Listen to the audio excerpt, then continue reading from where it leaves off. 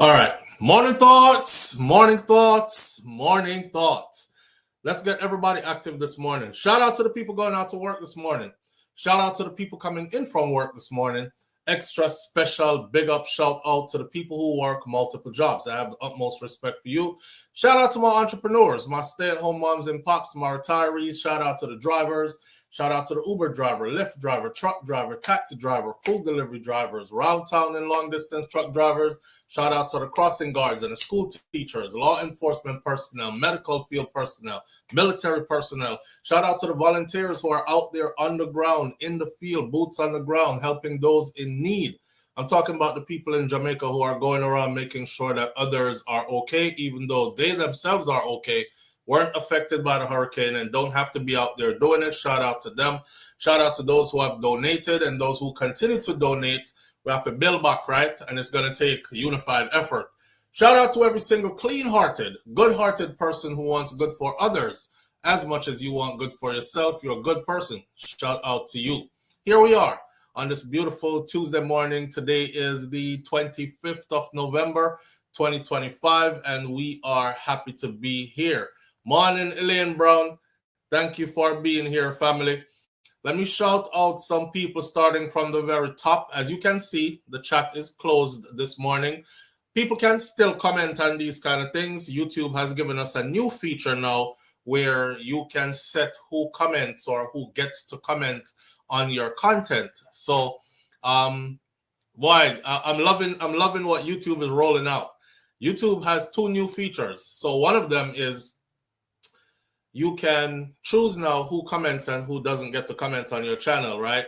And it is set to, you can say either only paid subscribers can comment, only paid subscribers and members can comment, or viewers, or everybody. So you can like chop it up and say who you want to comment, right? Basically, if there are people who are here who view your content, who leave comments but won't subscribe, you now have a way to get them to not be able to comment as well, which I like that. Because if you're not subscribed to the channel, I don't think you should be able to leave a comment. You know what I mean? If you engage the material, you tune in on a regular basis or somewhat regular basis, then, or you just tune in to just say bad things, but you don't want to comment, then we have a remedy for that now. So thank you too for that. That one just got implemented this morning, and I'm trying it out right now on this live. So y'all might not see a whole bunch of comments this morning because some of these people who are commenting a lot. Well, you can't comment because the chat is locked anyways, but after the video, we will see. The second one that I really, really like is they have a face identification thing now, which I have to finish signing up for it, but I'm sure other content creators got it as well. Lovely Aneka might be out there. Mari's Message 411 TV might be out there. Check your notifications from YouTube administration.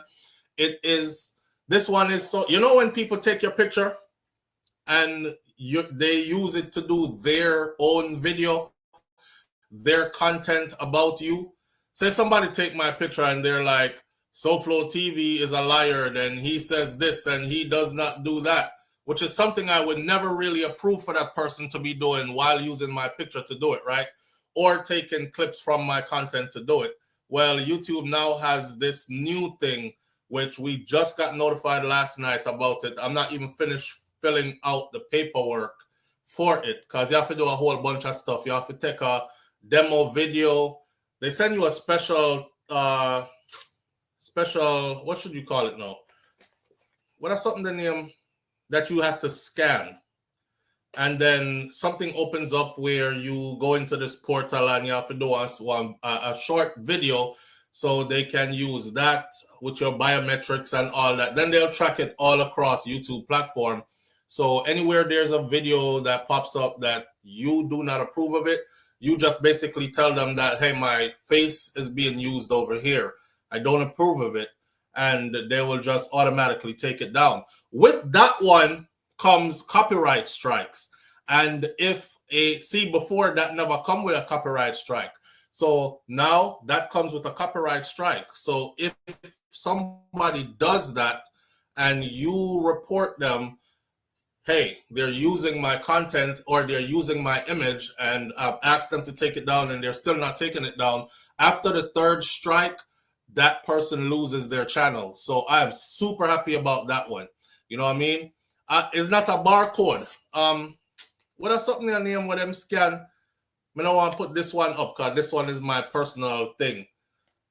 You know the new something that they scan, not barcode, the other word. Somebody knows it. I don't know, it's too early in the morning. It's too early in the morning. I'm not getting it right now. But I already scanned into it. I'm already halfway through it. I just got to make my video to submit. And they have to also scan your government issued IDs and all this other stuff to get in there. So it's definitely for the content creators. A QR code. Thank you, Zaro Kid. Zaro Kid, big up yourself. First one to get it. QR. No, Twixie got. Wait there. Great Goodies said QR code. Oh, I'm so late. Hold on there. So Great Goodies first said it. QR code. Big up yourself. Great Goodies. Great Goodies was the first one that said it. It's right here. QR code. So it's a QR code. Right. And once you get into your QR code, then they'll map you from there. It's a special QR code for your channel and all this other stuff. I'm looking so forward to using that because yesterday, you know, somebody sent me a video of an individual. It's an older man that's doing videos on YouTube. And I, like, when I see myself on the icon, and it was like it says SouFLoTV continues to spread lies and misinformation about the aid that was donated to Jamaica government for the hurricane relief, whatever. SouFLoTV continues to spread misinformation. So because you said it, come give me, you know who you are. If you're here, say it's you. Come in and know if I'm supposed to tell the people them say it's you. So, you know, I'm not reveal my sources until you say it's me, SouFlo, man. You can't say that. Okay. I watched the video, right? Because I saw it's just my face up on it. And I watched the video. It's nice to see that you can use my image and get thousands of views. That tells me that what I'm doing over here is working. However, I don't have no time. Because the person who sent it come give me say, SouFlo, me want you address this. I don't have time to address every single person. They have a saying, right? On your way going where you are going, wherever you're heading, you can't stop and throw rocks at every barking dog. Because if you stop and throw rocks at every barking dog, you're not going to get to where you're going. You're just going to be caught up throwing rocks at friggin' barking dogs. So I can't take the time out to address every single person that is trying to discredit what I'm saying. This grown-ass man is over there saying, I said that the 350 plane loads of stuff that was donated to Jamaica is the Prime Minister and his wife take it for themselves and have it store up at them yard. And this is the narrative that SouFlo is trying to push. And this is what he is saying. You know, me just click off after me hear that. I was like, damn, the level of ignorance in these people, you know, the level of ignorance in these Ross people. But bigger than that, I'm amazed that someone would want to seek help for those in need, seeing the condition that the people are in. Missy Vibes Cartel go there and cry, you know. The man look like him hold back in tears, you know. You know when big man pretends that them not cry and them have to hold a minute. Missy the angel cry, living the water.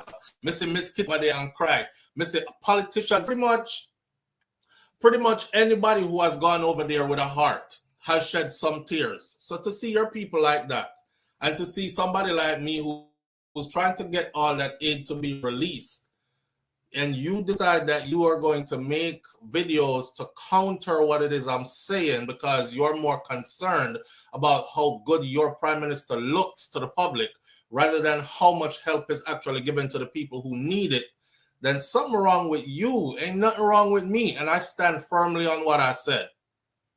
I stand firmly on what I said. So I can't wait for YouTube to, well, I can't wait for me to finish doing this thing that YouTube just let go to us last night.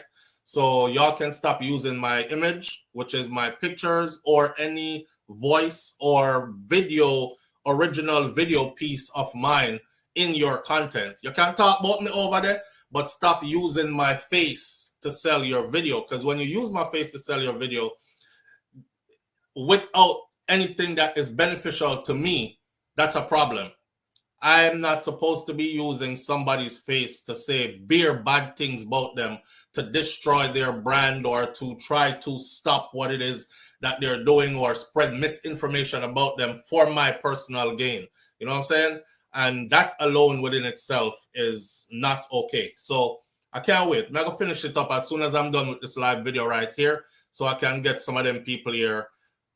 Just move on, go on, man. I don't have time for you to argue with everybody every day and reiterate what I'm saying. Andrew Holness is holding on to the Rascalot aid. It's not my words. Let me say it one more time. Not my words. It's Daryl Vaz who said over 350 cargo planes came in, landed there when he was telling Buju Banton that he had no complaints from any of them. Those planes did not stop coming. So by today, they're probably at 360, 370, 400, who knows? But Daryl Vaz's words were 350. First him said 300, then the day after him said 350, right? Okay, and I'm asking, where is all the aid? Because we don't see the things that the people are talking about out on the ground. That's what I'm saying. Where are the hundreds of tents? Where are the water purification systems, large scale, for big communities? Where are the personal aid kits? Where are the sleeping bags? Where are all these things that were donated? Where are they? Where are the hundreds and hundreds of generators? Switzerland alone donated 450 generators. India donated a whole lot more generators. A bunch of different people donated generators. So it's not just 450. Your prime minister said he's going to figure out a way that he can lend them out. Not give them to the people who need them, lend them out. On a slow bad. And of course, every person with some level of intelligence would know that there's no possible way I could possibly be saying 350 plane load of stuff come and Andrew Holness and his wife have it stored up in him yard. Yo, what kind of yard they must have? Them yard must be big like down a wharf. There must be a whole lot of shipping containers around them yard. Like, these are the things that people say, you know, and gain an audience from saying stuff like this. Like, no disrespect, but that kind of content could never grab me. I could never get on a channel and somebody said that I may decide to me I go stay and listen to that foolishness. Because how is it possible? 350 plane load and the prime minister and his wife have it up at them yard and take it and use it for themselves. And this is the narrative that SouFLo is pushing. Oh my God. Anyway, man, I know y'all get tired about us talking about the hurricane, but we have to keep talking about it. I'm sorry, not sorry. Sorry, not sorry. I saw a headline in the Jamaica Gleaner yesterday that said some expert is advising people that for your mental health sake, that you should stop watching the news that pertains to the hurricane that just hit Jamaica. For your mental health sake, stop watching the news about the hurricane that just hit Jamaica. They went on to say all the pictures that are circulating, all the video clips of places that are flooded, so on and so forth. Stop watching the news of it. Here it is. Limit overexposure to news about hurricane devastation to safeguard your mental health. This is what was published in the Jamaica Gleaner yesterday. It says persons struggling with feelings of stress and anxiety in the aftermath of Hurricane Melissa are being urged to limit their exposure to the excessive news about the destruction that happened, including social media content, to safeguard your mental well-being. This is Director of Mental Health and Substance Use Services in the Ministry of Health and Wellness, Dr. Kevin Goulburn. says that the impact of the hurricane has been devastating, with loss of lives, property, livelihood, and overexposure to images of the disaster. This can lead to stress, anxiety, and depression. So I go into and I'm telling you exactly where I'm getting it from. So I go into the comment section and I see somebody say, well, imagine how the journalists them feel.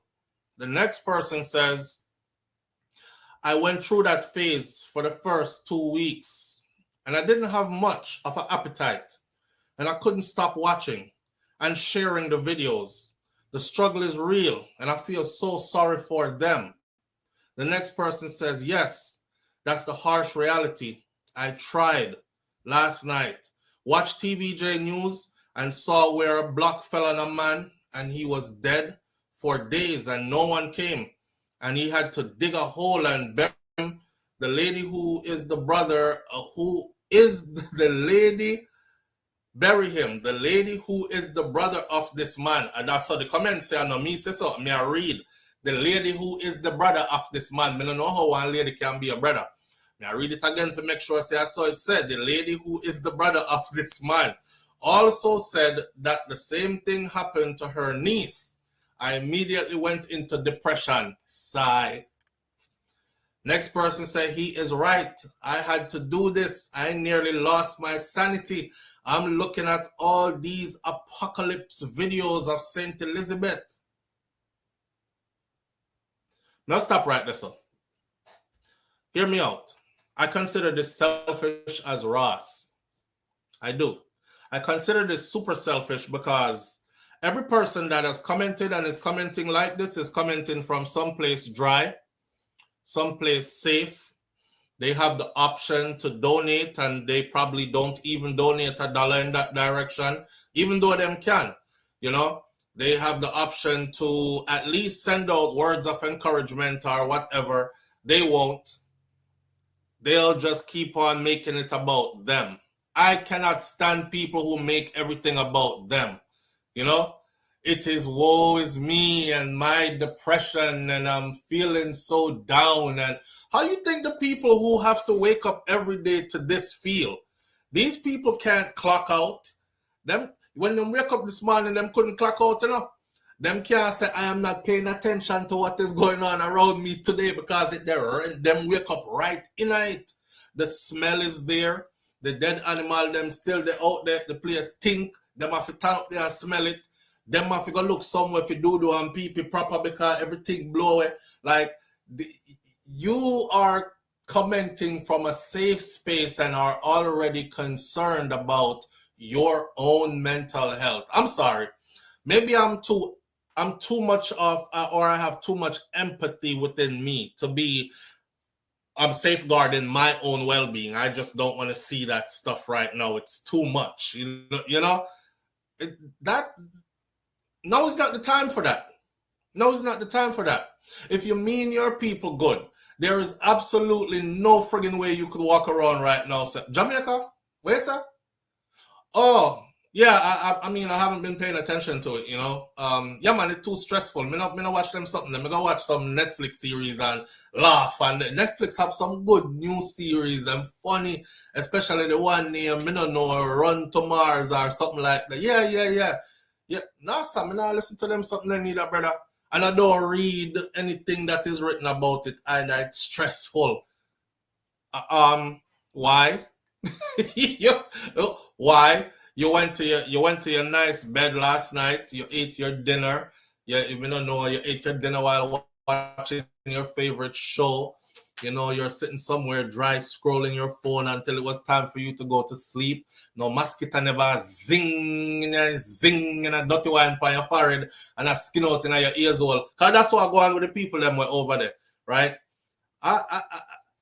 It's not the time, friend. It's not the time. So if I'm supposed to be doing, I guess I am going to be depressed. I guess I am going to be all in my feelings and my mental health is going to suffer because I can't turn away from it. And I know the people who are in it, they have more right to be complaining or speaking of mental health than I do. I feel like a hypocrite if I even try, right? I feel like a hypocrite if I even try. Cause boy, I don't know. I don't know. It's your birthday today. Let me see whose birthday it is today. Somebody birthday today. All I do is eat, sleep, and drink about Jamaica and my Jamaican people. Listen, I don't know. I just found the comments. I found that advice really insensitive. You know, there's absolutely no turning off of this for the people who are in it. None. They're still in the house where the roof is not there on the house. Them throw two tarpaulin over one room in the house, and that is serving as a temporary roof now. House don't have no door upon it. People just walk in a people's house and walk back out. All kind of something that go on. Their safety is compromised. Everything. You know, I forgot who said it the other day. Said, man, I could imagine what, like, especially women and children are going through right now. I know, let's be honest, the place is full of predators already. Now to be trapped with these predators in these type of conditions where your house don't have a roof or doors or windows, that's even more scarier now. So I don't think I have time to talk about my own anything right now, right? Who's this? Because the names change. It's my birthday today, SouFLo. Please, can you sing happy birthday? I'm from the UK, Great Britain. So though I'm a member, I have problems getting on the live due to time difference and my schedule. Do me a favor. Tell me your name. Tell me your name, please, because type and tell me what your name is or what you want me to call you. Because I can't call you JC/ZF6GL. Happy birthday to JC/ZF6GL. It's not gonna come out good. So tell me what your name is, please. I'm looking for your comment. I'm looking for your comment. I'm looking for your comment. I say thanks, family. Tell me what your name is. JC. All right, JC. All right, JC. Jacqueline is my name. Usually comes up as JC. All right, JC. We're gonna sing you happy birthday. All right. Happy birthday to you. Happy birthday to you. Happy birthday, dear JC. Happy birthday to you. And then we're gonna give you the new one. Happy birthday, y'all, my friend. One more year upon them. One whole of vibes. Give thanks for life. Next year we're doing it again. Yeah. Happy birthday, y'all, my friend. One more year upon them. One whole of vibes. Give thanks for life. Next year we're doing it again. JC, I wish you many, many more happy, healthy birthdays, my friend. Hope you enjoy your birthday to the fullest. I'm not going to ask how old are you. I have a feeling so your age come off on the calendar like mine's. Long time, so we are just big people enjoying life. Yes? Enjoy your birthday to the fullest, my friend. You will never be this age again. And matter of fact, you're older by tomorrow. So big up yourself same way, and thank you for being here. All right. And the comment section is showering you with happy birthdays because that's just how we do it over here. All right. Well, JC, you're not afraid to tell your age, neither. JC is like, I'm 62. I said it. JC, big up yourself. 62.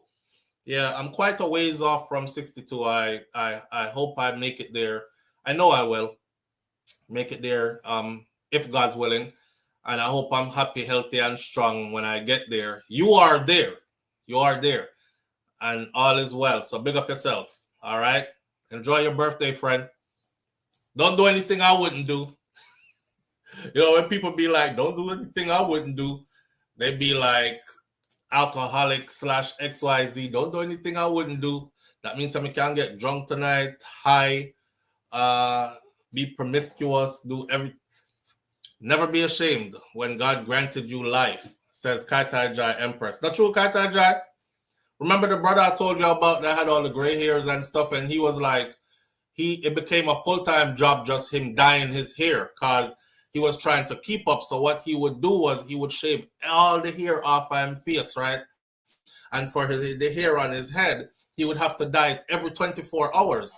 And the face, he would have to keep his face like clean, baby butt ball shaved because he was trying to hide grays.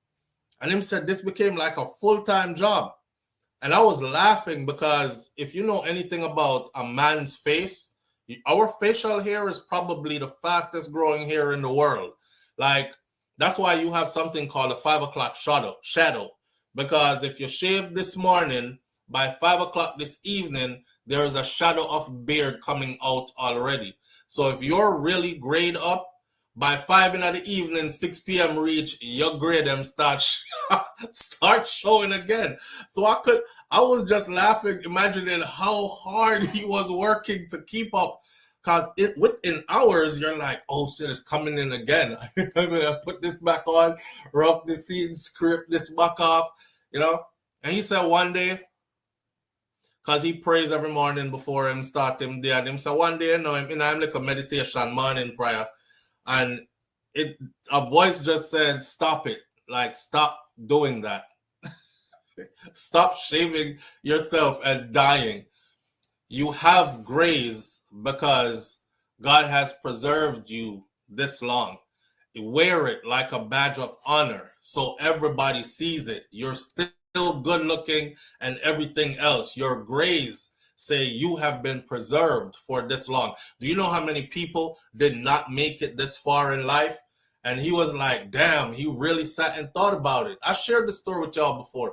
He really sat and thought about it. And he was like, he lost so many friends and family members and, you know, people he has known throughout his walk of life that they left young.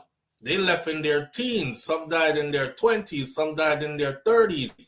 Here he is like up in age. I think he was like 50 something or 60 something. I don't remember. But he said that's when he decided, this is my badge of honor. I've been preserved for this long. I will now wear it and wear it with pride. And he has a big old gray beard. And the big gray beard look good. It don't stop him from nothing. It don't stop him from a damn thing. Women are still looking at him going, ooh, I like that gray beard. It looks so nice and whatever. He thought all the compliments would go away. He thought, you know, people would have said, oh, grandpa, you're old. Old is a state of mind. Okay? Old is a state of mind. I know young people will act like them old. If you go around them just have old people energy. And you're like, oh, like, yeah, I'm younger than you, but I'm in a reach yassa yet. And then you have old people who them just full of life. Them were well vibrant and they're not living based on a number and age. They're living life to the fullest. That's what it's supposed to be. Well, I lost my high school best friend at the age of 29 and she died of natural causes, says Kaitaja Empress. And you've come a long way from 29. So you have reasons to be very thankful, not true? I lost my brother who come from the same mother, same father at 23 years old. So for me to be where I'm at now, looking back 23, when I say to myself, I wish my brother had held on. When I say to people, like, it gets greater later, but you have to be there to see the later. So go through it. You know what I mean? These are the things that I'm talking about. I'm glad that I've been preserved. I'm going to tell people all the time, once my grade them start, I don't die, I don't do nothing. Me here just stay so. But once my grade them start show, because people have said that about me. Them say me bleach my skin. Them say me dye me hair.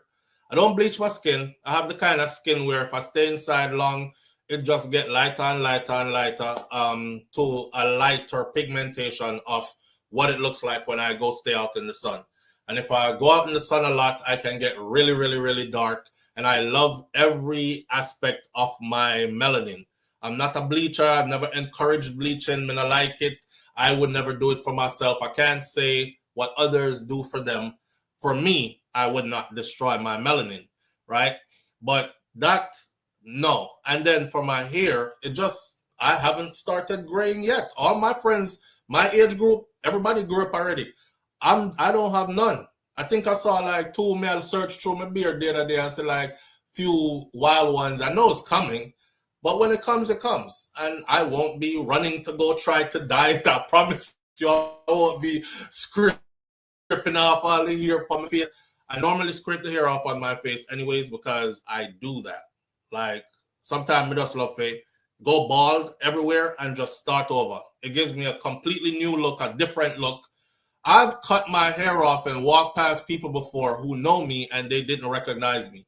So me look that much different without hair. You'll be surprised the difference a little bit of hair make. But if it's about hiding gray, me not join the line there. I'm not doing that. I'm not doing that. You know? So be proud. Be proud. SouFLoTV use SDma. Oh man. SDma says SouFLoTV use up him cake soap. Cool like me wash my face with the cake soap. Cool like wash. I would never. I would never. Nance, thanks girl. I lived her life. The only regret is that she did not have a child. She wanted to name her son or daughter Symphony or Harmony. Yeah. Life, right? Life. Can't cover the front though at Nance. But now use no cake soap, Nance. You're bright. That's a cool like me wash my face with the cake soap. All right, we got some things to talk about this morning. I had to warm us up first. Jamaica wins historic gold medal in the 4-man bobsled team at North American Cup. We'll have to talk about that. Jamaica gold in bobsled. Those just do not go together, but it does. All right. We're going to talk about the leptospirosis issue in Jamaica a bit. Not really too long. We're just going to get into symptoms to look out for and when to seek medical attention, so on and so forth. A little bit of educating. To be honest with you, some of our people watch these videos on YouTube. Them not really go read paper, look up stuff to read and whatever. So in passing, hopefully it hits the ears of those who need to hear it. So if it comes their way, then they can know what to do. Jamar the Farmer on Instagram, big up to Jamar the Farmer on Instagram.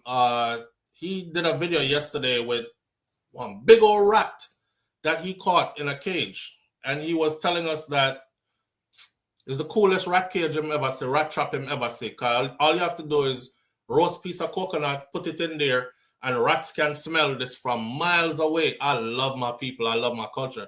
Who the hell would have known that if you roast coconut, rat can't roast coconut, so all rat like roast coconut. Yeah, if you put roast piece of coconut, put it in there, and the rats will come from miles away. They could smell it, and he did that. And one of the rat them running at the cage and him close it, and he had it on Instagram showing it yesterday. Huge friggin' rat in the cage. He said that since the hurricane, this is the third one that he has found in his bedroom. It's like them want to take him out of his house. So there's a rat infestation going on. And of course, he's there trying to educate people too about the leptospirosis and about the rats infestation and, all that stuff. So we're going to get into some of that in a minute. We're also going to talk about the updates to the Noel Maitland case concerning, the state of Jamaica is trying to get some justice for Donna Lee Donaldson. We're going to have an open discussion about what Jamaica must do to build back stronger. All right. We're going to do we're going to do a think tank, kind of like how we did what can Jamaica do to curb the murder rate and make Jamaica safer. I don't know if some of y'all were around for this, but we actually did one of those, and I took every answer down that I thought was realistically workable, and I did a whole write-out, and I sent a copy to our Prime Minister. I don't know if them see it or don't see it but it's a shot in the dark, trying to be a part of the solution more than just sit down and talk about the problems them. So instead of talking about the problems, we're going to talk this morning about the build back and building back stronger, and some suggestions from each one of us in here about what you think we need to do in order to build back stronger. And then we're going to incorporate the JPS, Jamaica Public Service. Hard to say Jamaica Public Service after I remember when Vibes Cartel did a video there where he said Jamaica whole service. But Jamaica Public Service says that full underground power grid is too costly for Jamaica. So we're going to run some numbers and then we'll talk about that as well. That's where we're at for this morning. I would say let's start out with the celebratory Jamaica bobsled team wins gold. Okay, so let's get there. If you look at the icon this morning, you will see all the four men who are involved. Jamaica archives first ever international bobsled triumph with 4-man gold in Whistler. Canada came second in this event. Jamaica came first. This is a world event. This is Jamaica's first gold medal in a world event in bobsled. So, I just saw somebody put on the screen Cool Runnings. Everybody remember Cool Runnings. I remember how Cool Runnings had me thinking it was real. They had me thinking that we actually had a bobsled team that was doing all that, and it was a story that was made off of our team, but it wasn't. So feel the rhythm, feel the rhyme, get on up. It's bobsled time. Perhaps Shane Pitter, Andre Dacres, Junior Harris, and Taekwondo Tracy. Perhaps they were telling each other those very words going into the November 24th North American Cup, or the NAC Championships is called, or perhaps not. In any case, they've made history by locking down Jamaica's first gold medal at any international bobsled race. The quartet, they rocketed down Whistler's fast ice in a 2-run combined time of 1 minute and 45 seconds. There are some other people here who secured silver for Canada 24 hours after winning that, while their compatriots also secured the bronze medal as well. That means I'm a champion. And this is why we train so hard, is what Pitter said, the Jamaican driver for the Jamaica bobsled team. He said that means that we're a champion, and that this is why we train so hard, and this is why we are together as a team. It means a whole lot to me right now, and I'm so emotional about it, but this is what we work for, and this is what we reap, he said. Now, the Canadians kept dominating the 2-woman event as Eric Voss and another woman got their medals and blah, blah, blah, and then back to the Jamaicans, because that's who everybody is super surprised and are celebrating. You have to understand the oxymoron of the story. You're talking about Jamaica, a tropical island. We don't have anywhere to train for bobsled. But here we are winning, on the world stage, beating people who were born into the conditions for bobsledding. He said, I had a little bit of a tap going into the corner. We affectionately called 50-50, and I've saved it many times. I have a really good run up to that point, so it was going to basically be saving the race. And I was like, just please cross the finish line upright. A lot of pretty heavy stairs to make it happen, and this wasn't fun, but it was nice to cross that finish line lying side down. This is a win for the sport. Many people are aware of the Jamaica bobsled team due to the Cool Runnings, which was a fictional cinematic portrayal of that nation's debut in the 1988 Winter Olympics in Calgary, which is Canada.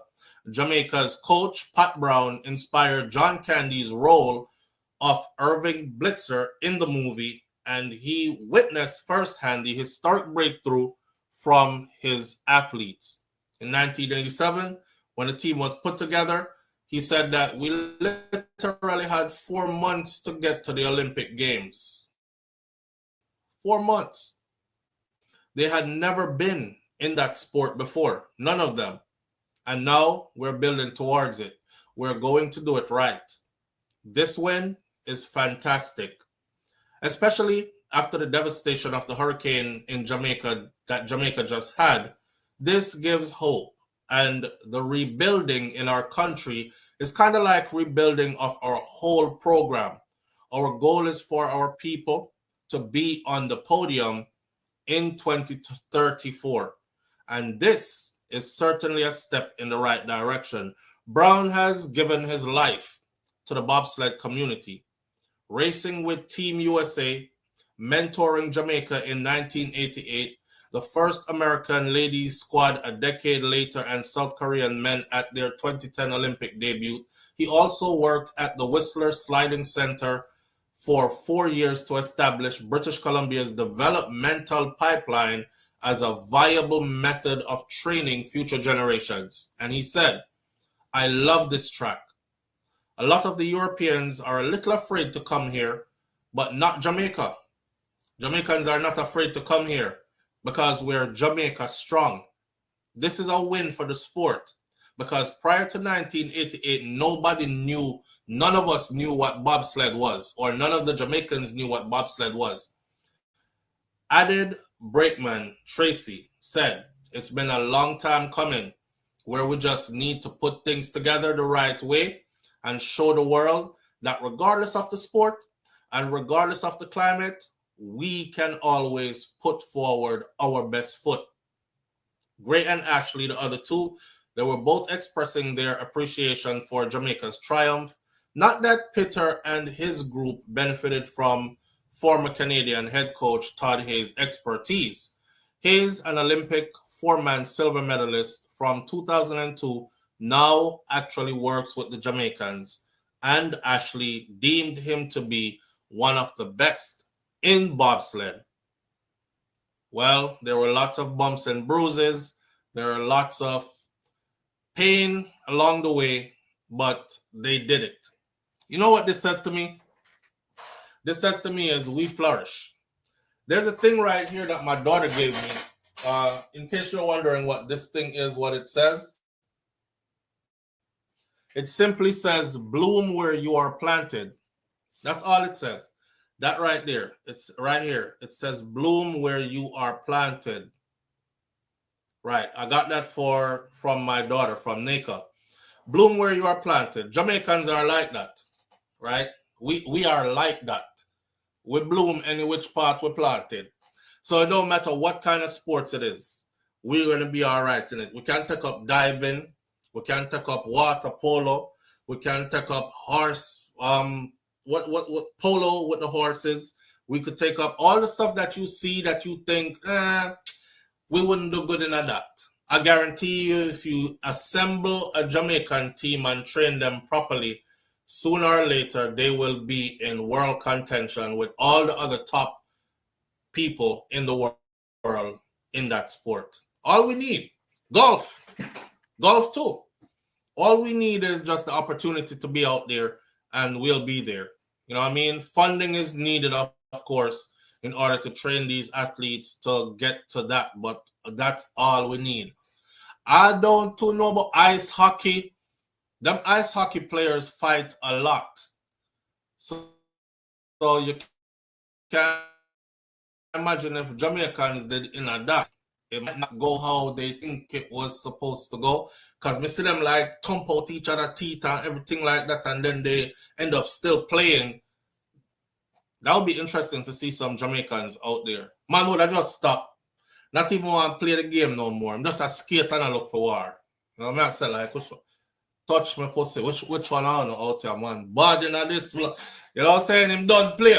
So that might be an issue. We would have to get people who have themselves under control and all that, and can probably even take some disrespect too. But ice hockey. Yeah, ice hockey coming.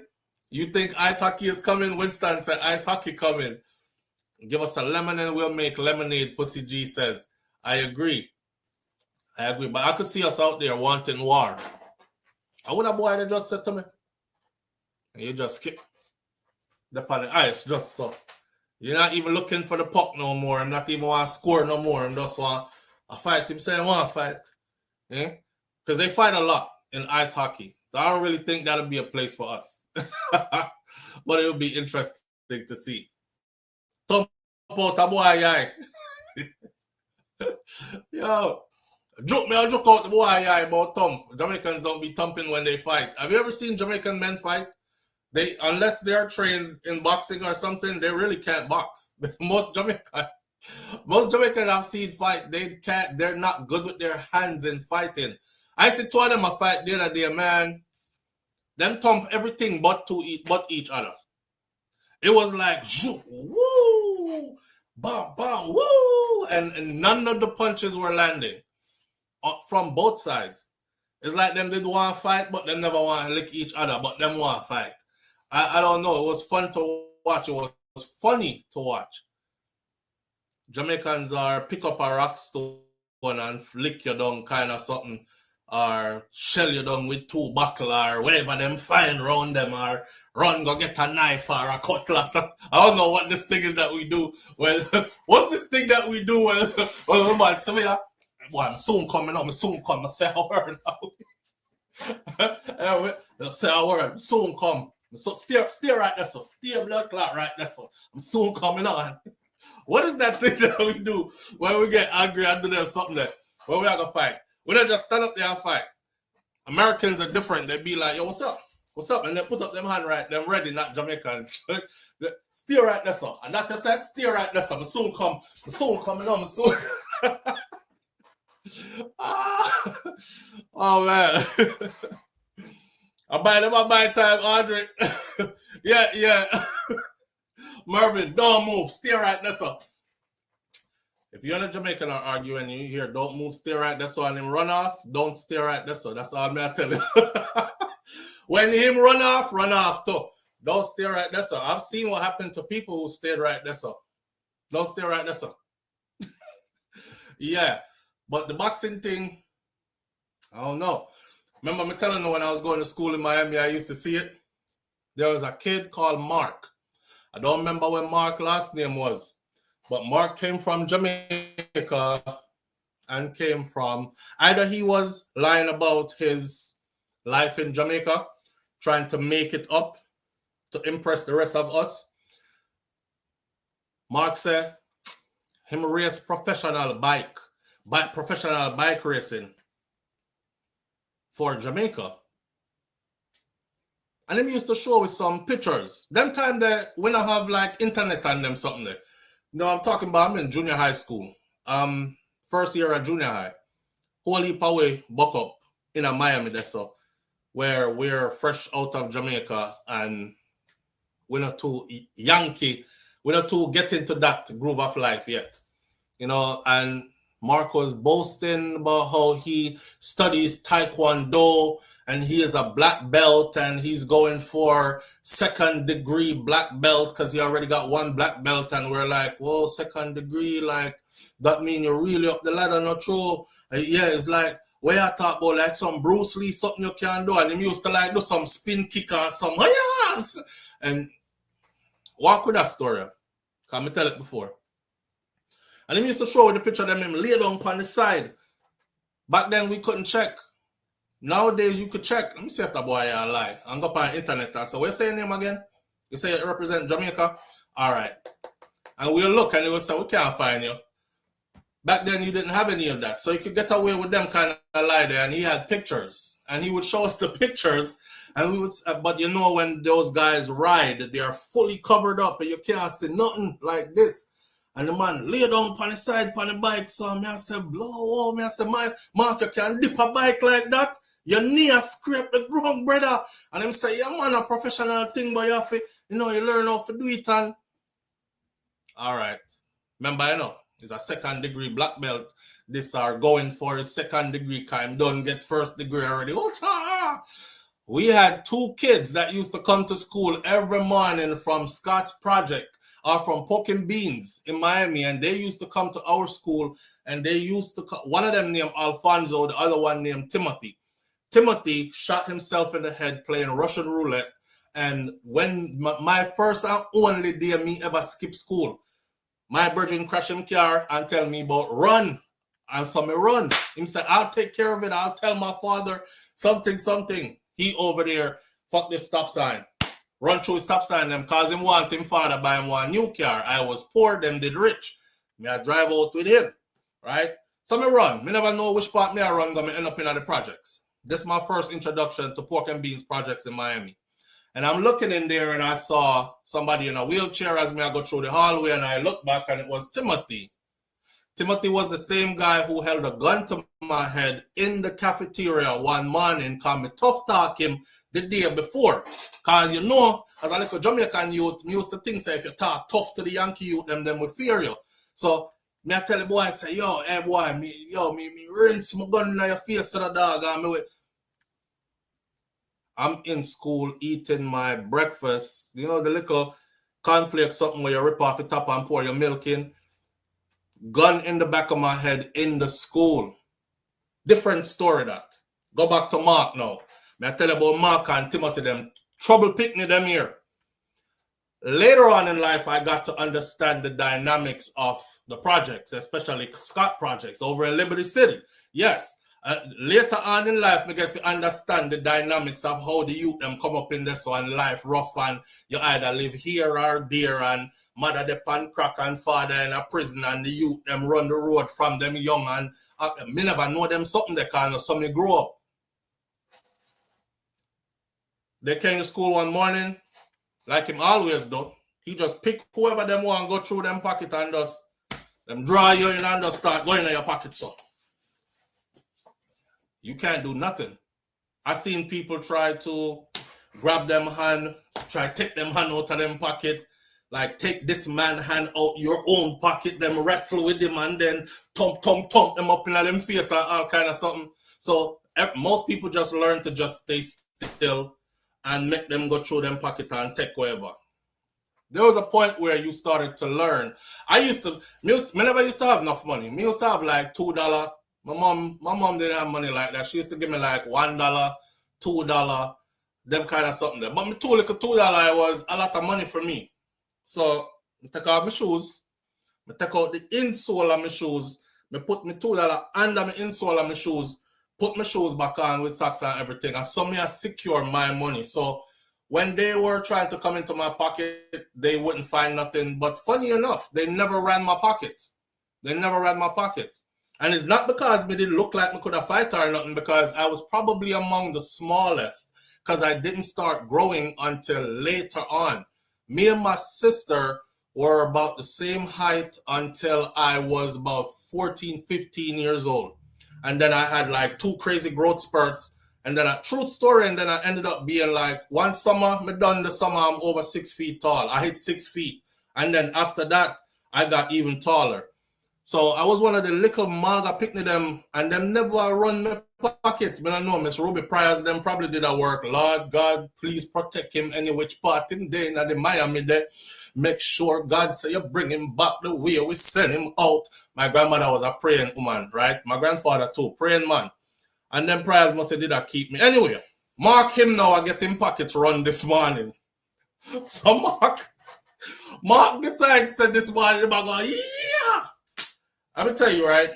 Timothy them and Alfonso grab him up, dry him up and go in them pockets. So Mr. Mark flash off man Hannah here and ease him off and drop in our stance like this, right? And I'm like, oh shit. So all of us that like we have our own little group. Because you know how we go already, you group up to survive. So the whole of we are little Jamaican picnic with I would say it's going down, and he's going to represent for us. And I bet you them never do nothing to you again after this. Handle that Mark. Him ring up the man and push him off so I'm getting them karate stance like this, you know. Mark do a thing like this, people. I'm say yes. Him calling me like challenge. Come here. Yo, that youth there, the little Yankee youth take off him shirt. He's like, what's up? This kid is built like a man, okay? Him big like me daddy and me a little picnic. He is a full, if you look today at the NFL players and you look at like a running back that just got drafted into the NFL, is exactly the size and build of this dude. Them used to do push-ups for fun. Them used to find stuff for pull up off of for fun. Them kids used to come to school to only go to the weight room and go to the lunch room and shake down everybody during the day. Them don't make no good grades. Teacher can't tell them nothing. Them had no future going nowhere. You see when you take off him shirt like this, the first thing, when he take off him shirt like this, here people say blood fire. Like that youth look like he on drugs. Like, and he was like, what's up? Boy, they say Mark get a left and a right and a left and a right, and them thumping him go up in the ear and thumping before him drop and him lay down and them thumping when him down. And swear him go unconscious and them thumping back to consciousness. Him get about 4, 5, 6, 7, I don't know, something in there. So, and we're still waiting for him to do like some of the karate stuff when they tell us him can do, cause in my black belt, right? Heartbreaking day. And the first time me as a Jamaican realized that collectively we can't fight. It's the first time I look for all the way and I was like, we can't fight. And you know, this made us fear them even more. This made us fear them even more because after I do that to Mark, who the whole of we believe say is from the upper crust of Jamaican society. In parents have money. That's why I'm ride big Kawasaki bike and represent Jamaica in a bike show, even though I'm so young. These are things for privileged children. Black belt in a karate. Working on his second black belt. If them can do him so, imagine what I'm going to do to the rest of it.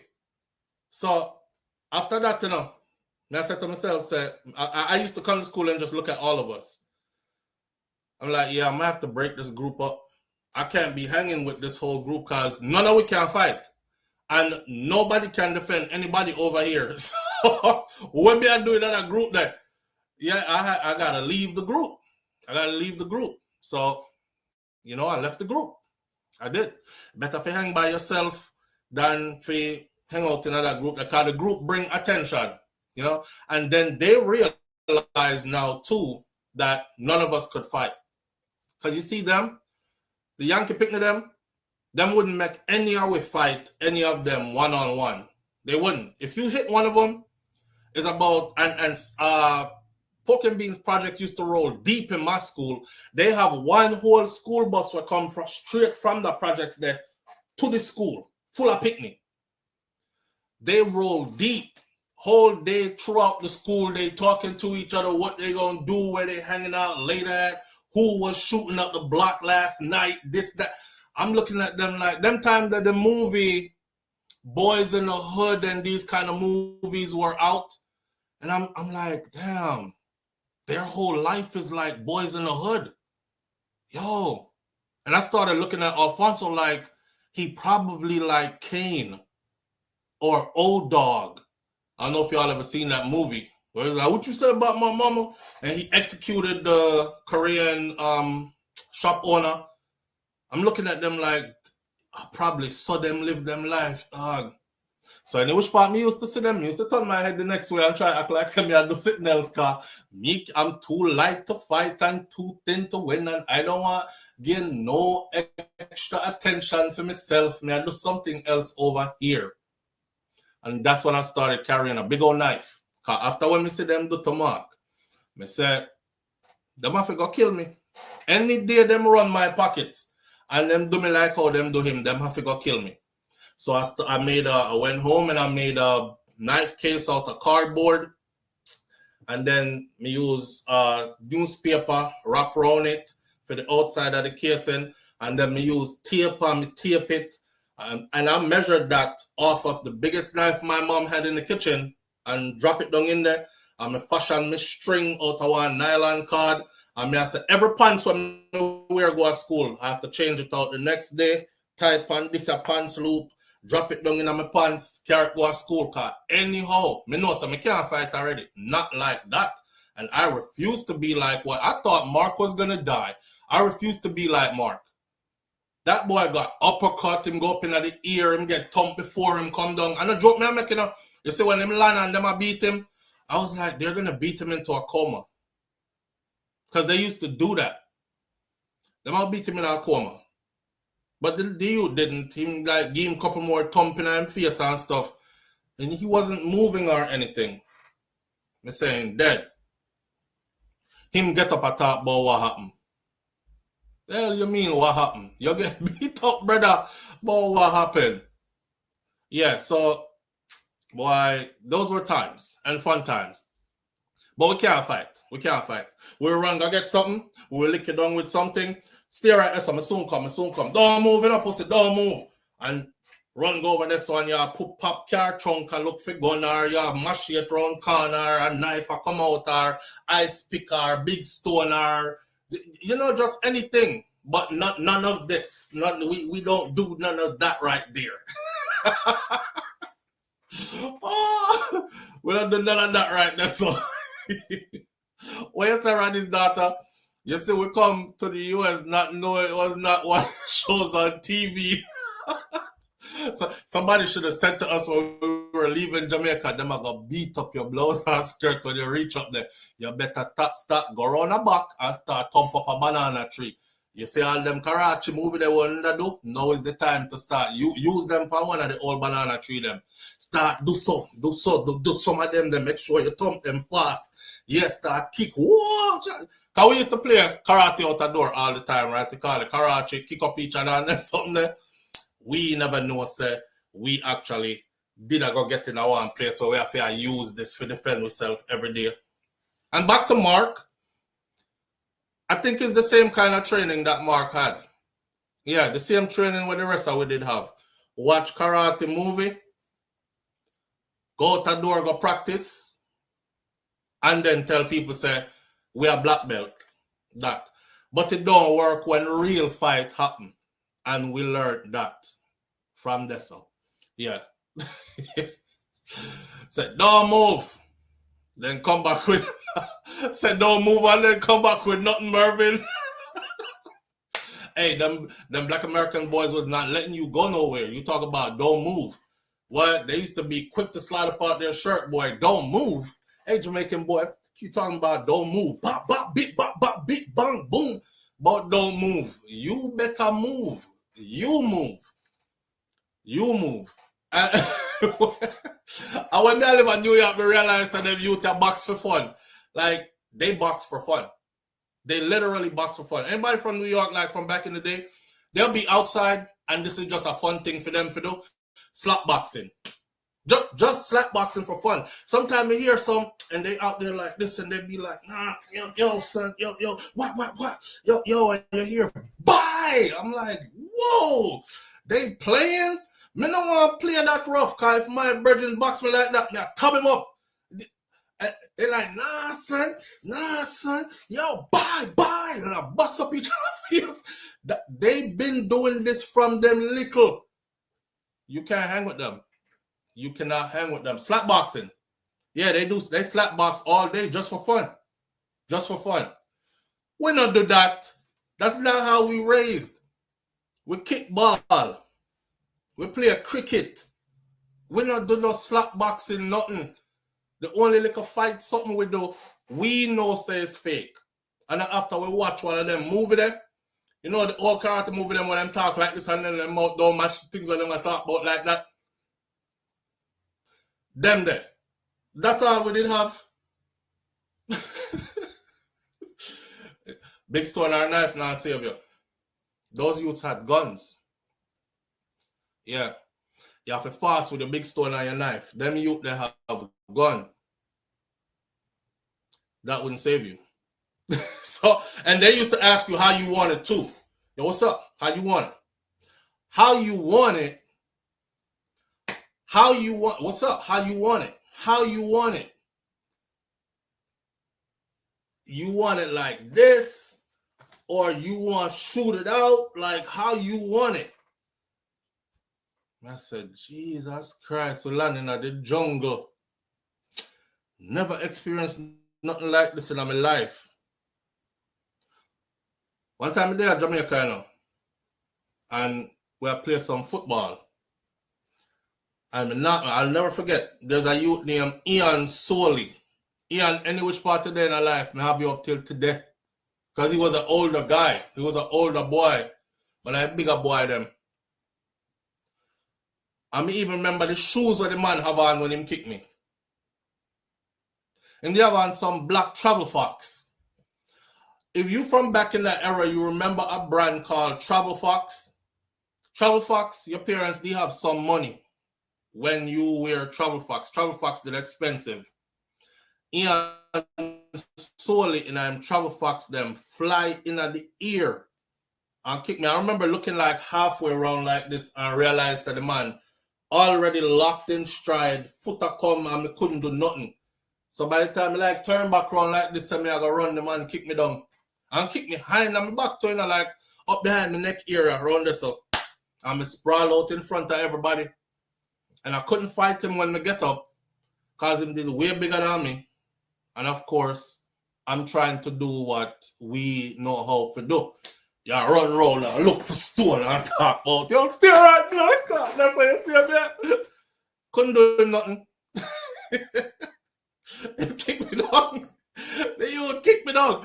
But Ian Soley was one of them youth that were grow foreign too. So, and you know what I'm saying? They used to come and talk like this, and they lived them bored out a Knox, you know. Them bored out a Knox. We are Jamaican picnic where go home at daytime.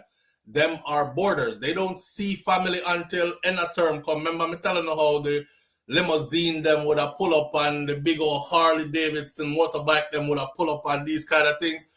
Yeah, him and one of them, they picnic there. The man flying at the air and kicked me in my back with a Travel Fox. Black Travel Fox, I'll never forget it. And I couldn't do nothing. Nothing. I couldn't do. That's another thing that we do. We talk and then we talk backward again when time it really resonates, you know. I couldn't do nothing. Nothing I couldn't do. When you realize that I couldn't do nothing, dog. I tell you, said nothing I couldn't do. Me just have to take it. Vex me to this day, me I tell you. But hey, life, eh? You was at the Dragon Gym in Kingston.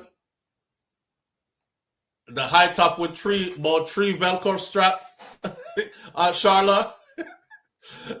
Them were expensive. You know what? I was looking up some Travel Fox probably a couple months ago. It just run across my mind.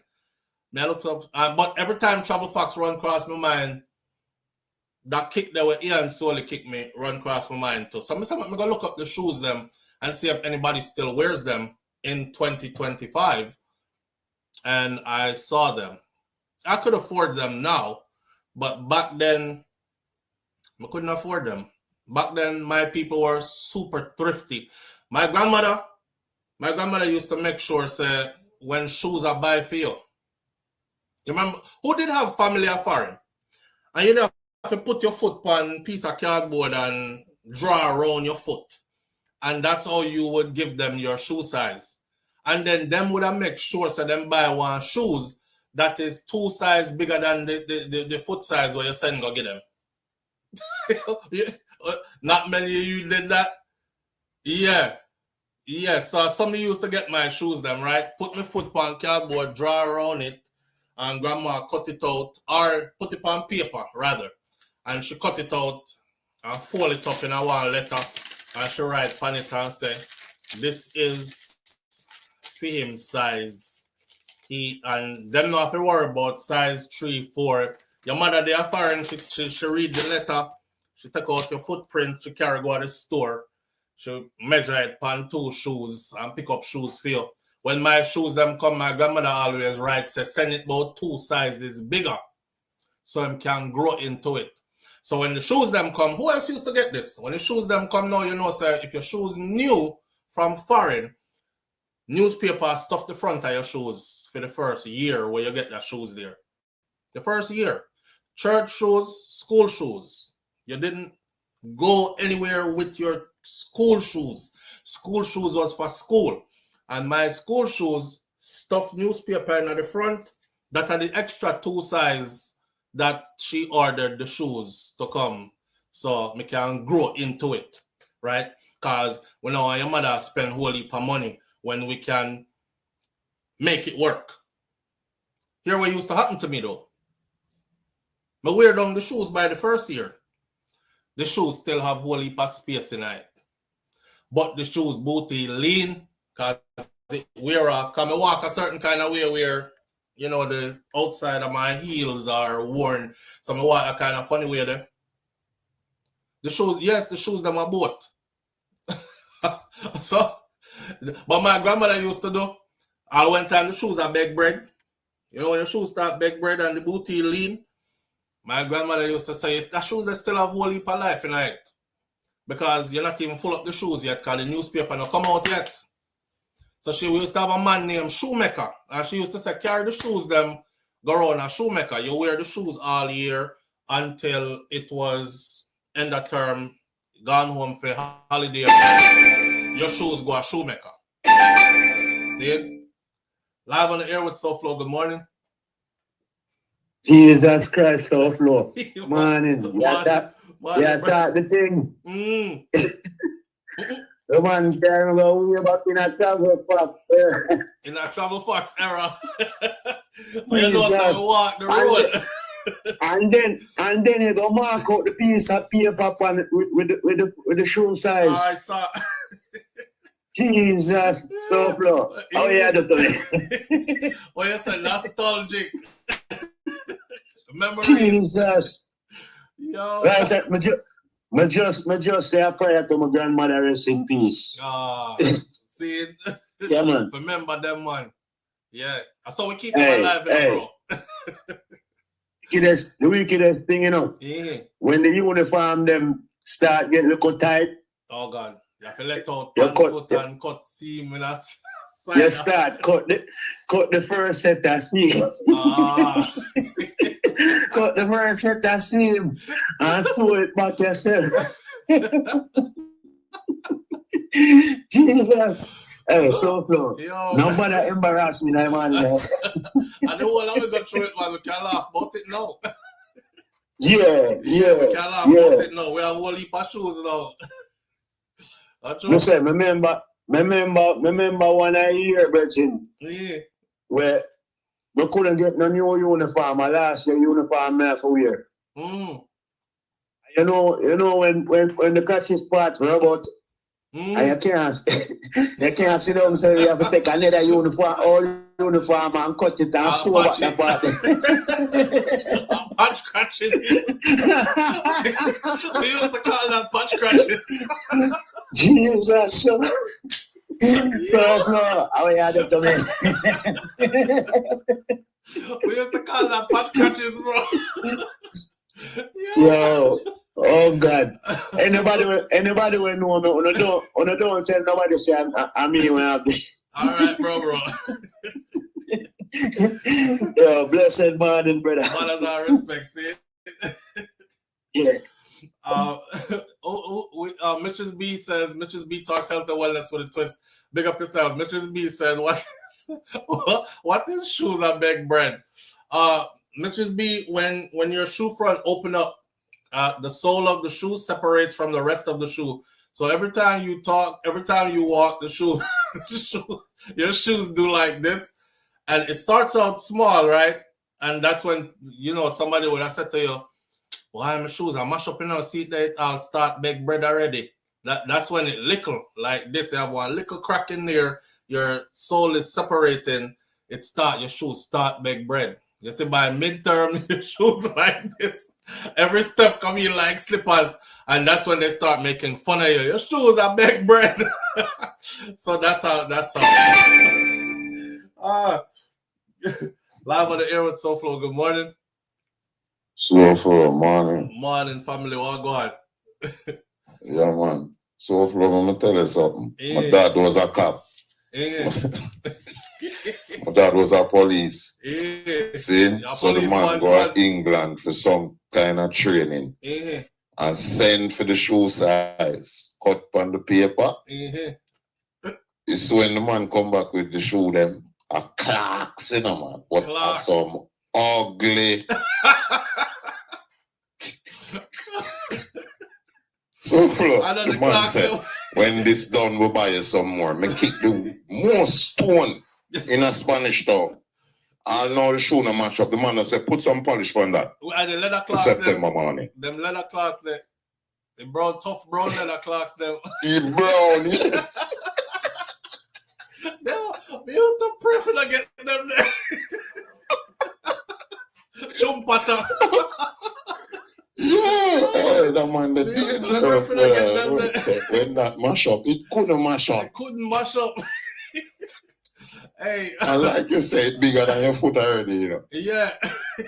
And I'm not buying your size. I'm going to buy about 2 sizes bigger. No, not buying your size. But anyway, that my car was still. Manners, bro. Yo, them name Chumpata. You can't, you have, no, Chumpata was the shoes, them, when them patch tire, them use tire patch your shoes. That was Chumpata. When they use tire patch your shoes, right? So, okay, my grandmother used to say, carry the shoes, them girl. The shoes, them girl, we have carpenter, we have the man who do the shoes, them, carry the shoes, them girl on a theme place. So we carry them girl and they go drop them off.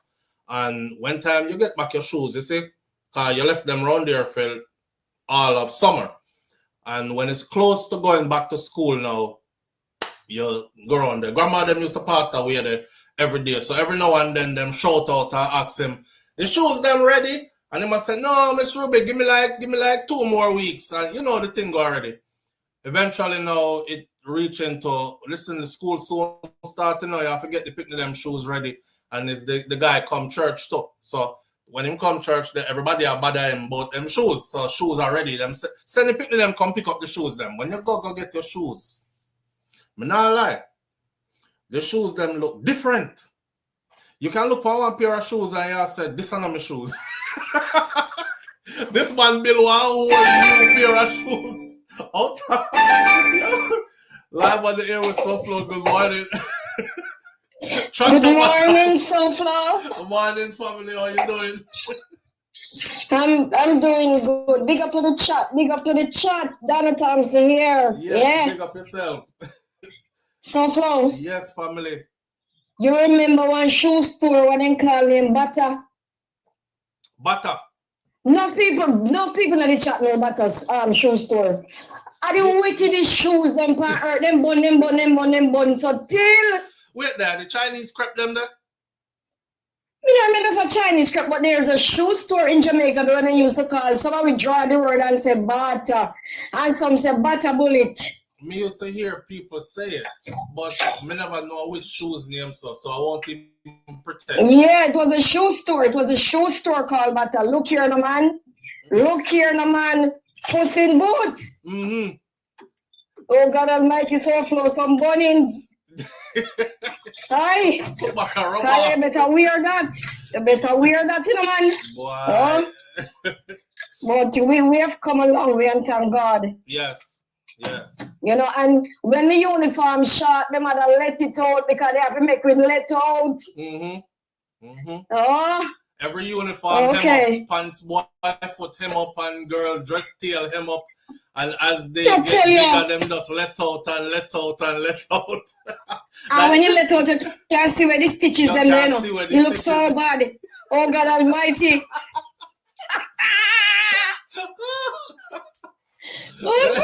They can't look for your uniform and tell you get about 4 let out. Yes. That uniform they done enough for about 2 years ago. Oh God. Yeah. But I think that makes us stronger, you know? Yes. We know the love. Yes, indeed. Yeah. Anyway, big up to the chat again. PG! Big up yourself. Mr. Bram. All right. Heal up. This phone is restarting just so. Upgrade in progress. And not even give me a chance to say, do you want to upgrade the phone now or not? So I can hold off on the calls for a minute because the phone just went into restart by itself, upgrading by itself. Listen, all them something there. You see one time them, my sister them dress, the girls in the house, their dress tail used to hem up with a hem about that big. Let me put it close to the camera. A hem about that big used to be in there. And a little, take it up like an inch or two. It used to be like 12, 14 inches of hem up in that dress there. And then iron it out and make it look good. When the uniform is new, it look good. As the years go by, yeah, you're growing now, your knee them start show. That I call them knee start show, right? So the school uniform them did have to be below the knee. So once knee start show, time for let out somebody dress I forgot dressmaker or my grandmother. Because my grandmother did have one of them old singer sewing machine there where she pedal down at the bottom and spin thread up at the top and run the cloth through it so and you hear and she will hem up the dress them, use razor blade and cut out the hemmings or scissors and pick out the hemming them, measure, re-measure the girl them and get it back somewhere else, and you still see the other line where the hemming was before in all that. Even in our pants foot you would have still see it. Or we get hand-me-down clothes. Yeah. Big up to Miss Ruby them, man. Lots of memories, you know. Lots of memories, lots of growing up memories. That's why I tell people say, like, I can't left Jamaica because I not just say your neighbor train cut there is like the things that I could talk about growing up in Jamaica for hours and I wouldn't run out of material either.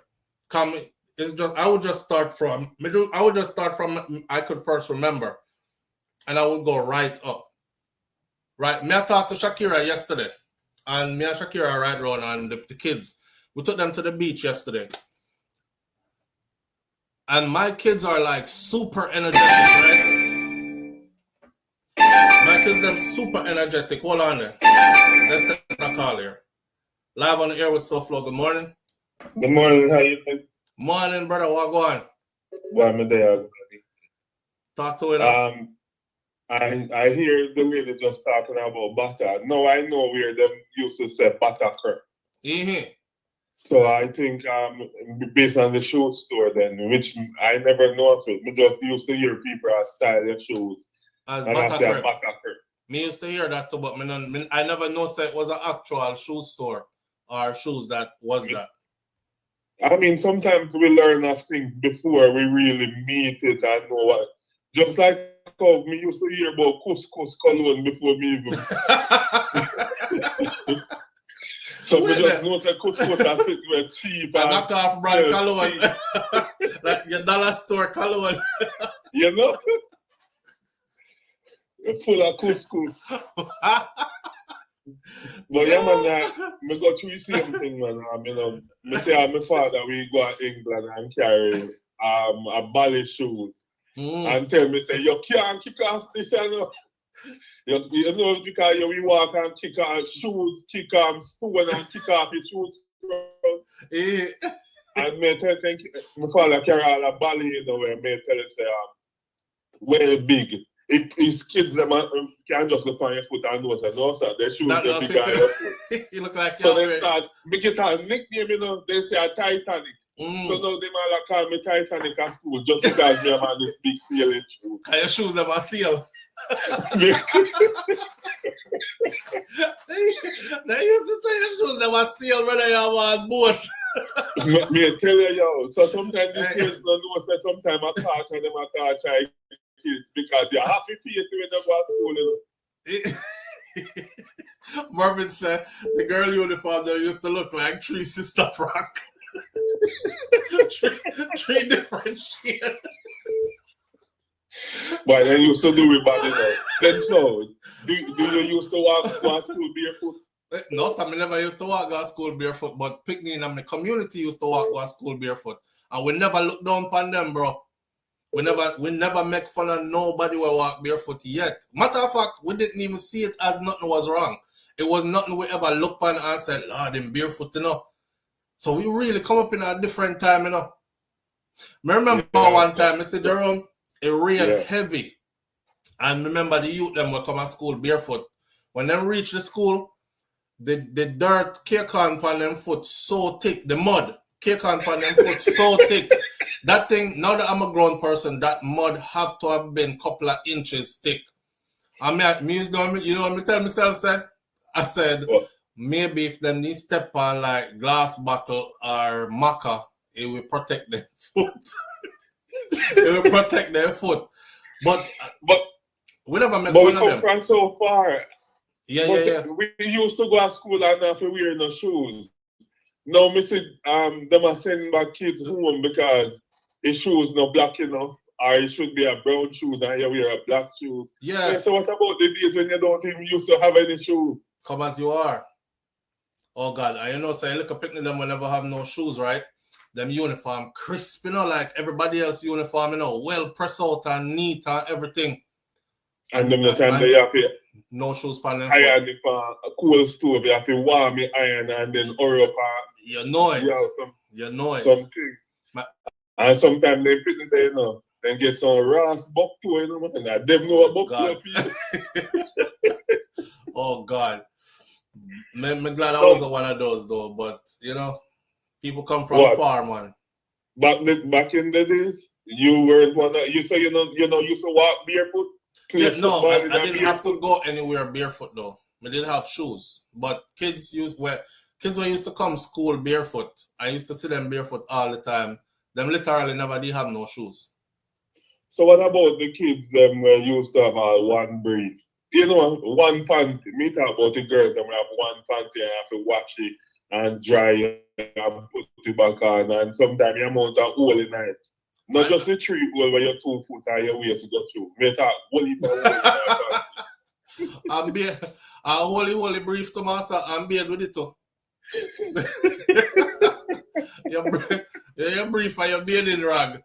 And you never have to pick and choose. Yeah, and you wash it out and it dry. You wash it out, it dry, I tell you wear tomorrow again. Make sure you wash out your drawers, you know, because I tell you to wear back tomorrow again. God. And maybe if we, and you know, say some countries still live this way. Maybe even Jamaica, you maybe find people still live this way.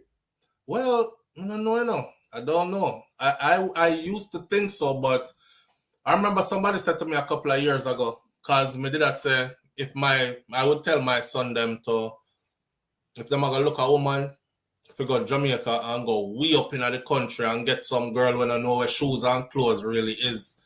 Like, and I think I said it on one of our lives years ago, and them laugh after me because people was like, SouFLo, you're going like, you know, come Jamaica all the time. But country, which country? No, we're in a Jamaica, no country again, brother. Even way up in the bush, y'all have them cell phone, them know where Gucci, Fendi, Prada is. Them want a man with car. Like, you can't find no girl again where I walk barefoot and happy. It don't happen anymore. So it's a different time we're in now. Now I'm going to find that again. Shoes too cheap, come on. I tell you, it will work. And that's why we can say a lot of people, their relationship would have last longer, are still running today, but based on what them see on social media and see what next person they do, they feel say they have to inflect that in their life, not realize that some of those things are scripted. Right. You know, so you have some woman out there, you know, them take like about 50 pictures, you know, and then have to go through all 50 just to find the perfect one to post it. And then you get things and no, sir, she pretty You know much hell and polo she got through to get a perfect picture. 4 hours should they take picture and a snap. Bro, the man them do the same thing, brother. The man them do the same thing. I don't want alone to do it. The man them out here are flicking it up too and look for the right angle to put on them social media too. They want the same thing where woman them do. Nothing not different. Carter Dry Empress say a lot of people live off the grid and still live like this. That's because they choose to. We are talking about a time when we never choose to live like that. It was a matter of survival. You know what I mean? You open you have to get up. You have to go catch your pan of water. You have to go move the goat and the cow. And sometimes you have to go draw coal from coal bush. Then you decide so then you put on your uniform and you walk to school. Walk to school after you do them duties there and thing. I mean, me did have an okay life, but one of the worst thing I when my mother used to send me in school, full suit of gabardine. With the same worst thing because you know them boys them wear Dockers pants and them things there. Women they go in a gabardine. When all the sun take me sometime they roast. So your school never wear uniform? Yeah, but a form of khaki, you have gabardine, you have many different type of khaki. You don't know about gabardine? Yes, man. But may I say, if your school never have uniform, gabardine is just a type of material. So I guess any uniform could have make out a gabardine. Well, it's all khaki. Jerome, as you mentioned, gabardine. Lena must dream you a dream. You know what that song there? Yeah. You gonna sing the gabardine. Tell her go wash it down the stream. Lena must dream you a dream. You don't know them song there. I want pure clothes. A long time me used to come up and Yo, you say Mervin will do a question for you, bro. Why question, sir? In the on screen, you say ask Jerome if he used to go look good too. I want to Mervin.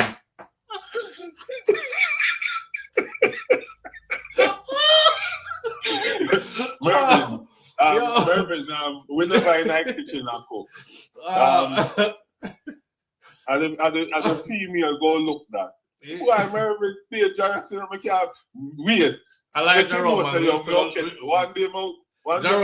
Jerome. Yeah. No, because at 2025 now, and no, you have to be biased sometimes. You can't do this. Just know you throw the man that the butter, the man. Not one is enough for the day. Yeah. Don't do it. Because you go say those. Don't do it. Social media still. Yeah. And you name SouFLo, don't say you will you talk about. Somebody are gonna take this and splice it and use it on their channel. But the whole way when you used to go look good. No, not me. Yo, you know what? This is weird. Me tell you, so big up yourself. Are you out? Yeah, man, I'm out. All right, later.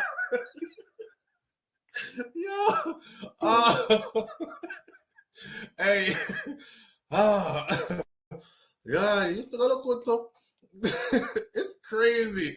That's crazy how things what we used to say when we were growing up. We never see nothing wrong with that. We used to go look good. We used to go and bush go look good. Firewood for fire. No, you can't say. Yeah, we used to go look good too, you know. Oh, man. Big back to boy SouFLo over there. Top boy used to go look good. Jerome said, this is where I tell you. Have a nice day. I'm out. Live on the air with SouFLo. Good morning. Why you do it, Dr. Janko? The man done that on the board and I still up on the board. Why you do it, Dr. Janko? I wait till somebody else can let us spin it for them way over so. For one next channel. Somebody I go splice that by the time you come off my life. Jano Star. Imagine that. Never ask you. Remember one shoes I used to make at Jamaica. I don't know if a crocodile, a gators. Gators? Yeah. A Jamaica. And you also have the factory free zone or something like that. Me no remember them shoes them. Me never know the shoes make a Jamaica. Me just used to see all different kinds of shoes. Yeah, man. They may have a shoes named Gator. And some of them you can't mash up. Me remember that. No, man. The Gator them mash up instant. No, I know them then. You remember the Chinese slippers them? Chinese slippers? No. Chinese slippers did popular, bro. If you go back and watch the old Chinese movie them, You always say the Chinese slippers. Oh, yeah. They used to call them ballet. Remember? A ballet, they used to call them. When they used to say ballet and crepe. Me never know the name of them, you know. Kickers, me call them, you know. Kickers, they have, I want different kind of shoes, they name Kickers one. Or specific shoes, they name Kickers. And then the ballet. But back in them day, the ballet, they used to call the Chinese shoes them. And them shoes that we used to wear enough too. Well, the girl them used to wear it. I never see no boy wear ballet. Well, me never saw bad off, you know. Them used to put me in a some shoes named Favor. Yeah, what? Favor. No lace. So my little, like, you know, shove the foot in it. Favor. If you have anything you wanted to me. And the wickedest thing, you know, anytime I match them up, I know nothing, because them cheap. They send me 3 more. Favor. Yeah, man. Yeah, man. When you match them up, they send 3 more. Them send 3 more. Oh. Can't tell them say the shoe, say you know shoes. No, Mervyn I said the ballet them make England. I know ballet me I talk about. Me not talk about ballet boots. B-A-L-L-Y. We're talking about ballet. B-A-L-L-E-T. Chinese crepe. Ballet. Not ballet. Not ballet boots. B-A-L-L-Y. Ballet boots. I know them me I talk. Mervyn kind of uptown right now. Yeah. He has arrived. Me can't say nothing because me used to wear Elise them too. Elise, that when times did I get better, man. No, you talk about when shoes are flying from foreign now. Yeah, Elise was yes, right. Yeah. That's when you start get shoes now. Before that, we used to wear some shoes whenever I have no name on them something there. But we used to cherish them same way. No, man, I favor me that wear earlier on, man. Favor. It's favor Nike, it's favor Reebok, it's favor. Just imagine what you want for your foot tonight. I can't favor anything. Yes, I. All right. Yeah, man. All right, manners. Yeah. Man say you used to wear a pair of shoes named Favor. Yeah, it favor your imagination. Anything you think that is, that's what it favor. It favor Nike, favor Reebok. You want the new Jordans? Well, it favor that too. We had a joyous time. God, man, sometimes I wish we could have just go back in them time. That the only thing I would change was the lick them I used to get. That's it. The lick them I used to get, I would have changed that. Won't change nothing else, you know. Elise and a lot of sneakers. But yeah, Mervyn, the ballet crepe them away I talk about some Chinese shoes. And like what's her name just said, them they are the beauty supply store. $5 and $10. Live on the air with SouFLo, good morning. Morning, Flo, conversation nice. Yeah, family, what go on? And we have things that to talk about, you know. Right. I get a joke, so we go to school one time, and I'm like barefooted, you know. People have $2, see? So, we go primary school, and so we have a big population in school, are you them never to go to school in our shoes. But me was my father first. So, when we come over in time, my grandmother say, wipe off your shoes and shine for tonight and put it down. Me the beat. Man, when me take the shoe brush, dip out the polish, and polish up the dirty shoes, and go to school. So, one morning, my grandmother time pedal me, you know, and take for the shoes. I says, school you are going. So I said, I didn't know they will laugh after me I come to school barefoot, man. She said you are school without your shoes. Yeah. So the good lad said to me, say, go on to school Because we know some boy where you know some youth when you go private school, them not go to school, them not know parental guide, so they stay a bush at daytime and play marble and orange walk and thing and go to school. So I say, I hang out with them, but the good lad said to me, say, that I'm telling you, say, go to school. You see, by me reach our primary school, 9:30, the grandmother show up at the school to make sure somebody did there. You did it? Yeah, me did it, man. But you're the fun part. You think you done? Shoes. Yeah. No, man, I don't have no shoes. I put them time when I was with you have your church shoes and your school shoes. So me partner tell me I have both. But she take everything and say, go on and go barefooted. So she go to school and make sure say I'm there. You see my grade 3 teacher, SouFLo, when she find out what I want, I get a piece of beating. For what? Because my grandmother tell her say me not clean my shoes, that's why me go to school barefooted. Oh. So wait, the teacher beat you because your grandmother tell her say you're not clean your shoes? Yeah. And that's why I go to school barefooted that morning. Yeah. And put on that when we done Miss Connie.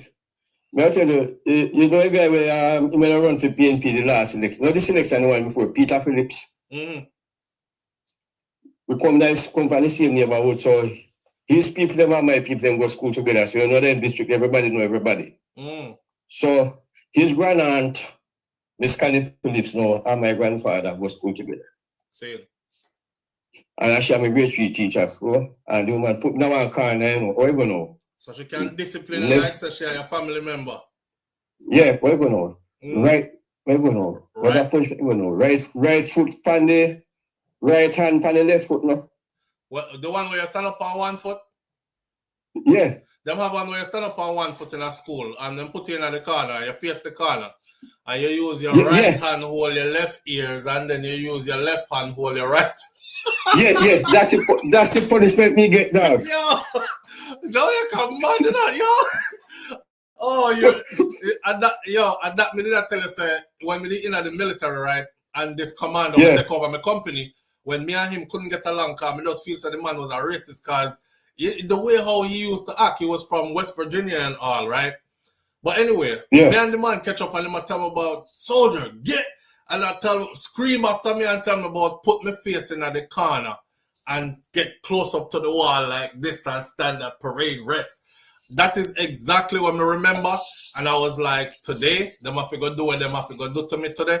I don't care if them put me in a military, because they have, you know, them have them own brigs in there, them own lockup, them own jail. You get prosecuted on the UCMJ, Code of Military Justice and stuff. I didn't give a damn. I was like, I'll do anything except put my face in that corner.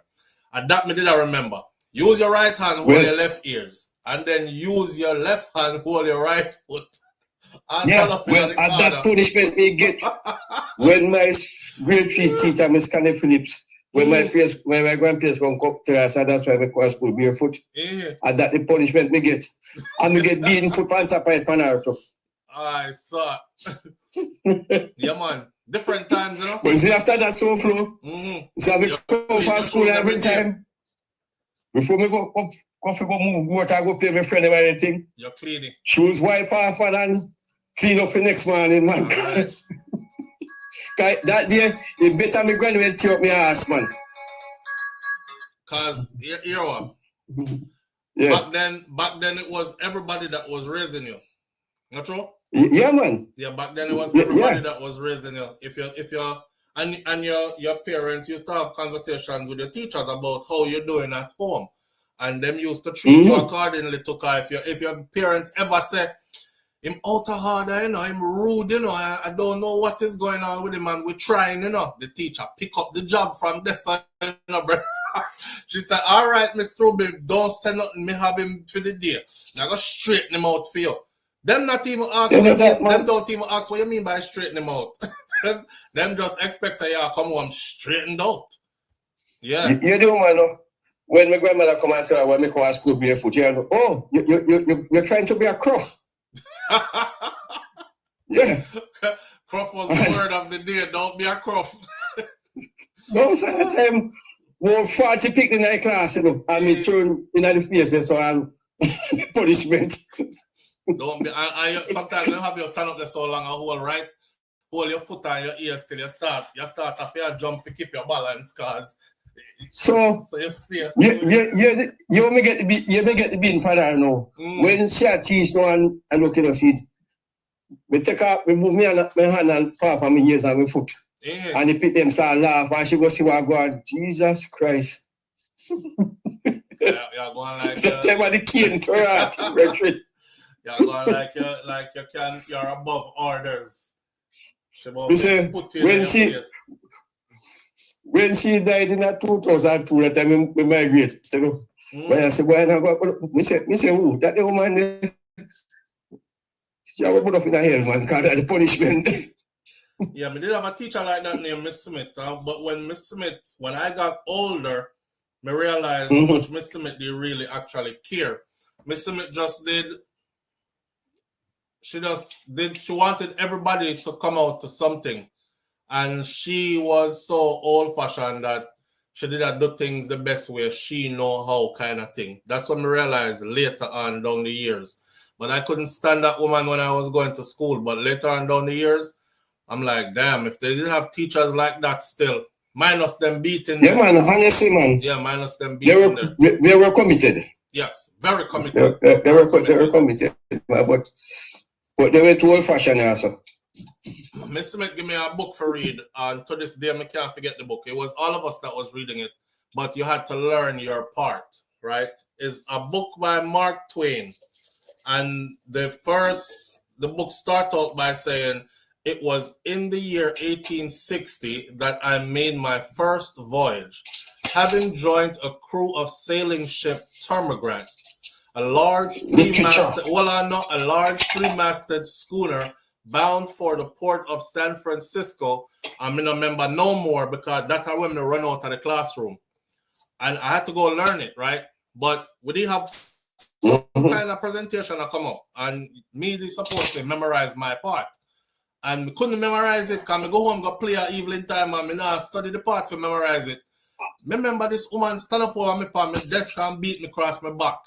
And you see I should climb up on my desk this day, out the classroom I go. Down the hill, because my school up on one hill. Down the hill, and she run out on the corridor and call out some big boy from the other side of the school that are way bigger than I was. And down the hill they came after me and them catch me. Carry me go walk up at school, go give me to Miss Smith. And Miss Smith did leather me rotted and then make me learn that. You see that beating there?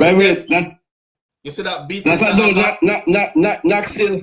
No, that's before me go Knox. You see that beat? Okay. I'm little. I'm really small. You see that beating? Okay. You see that beating that I got for that?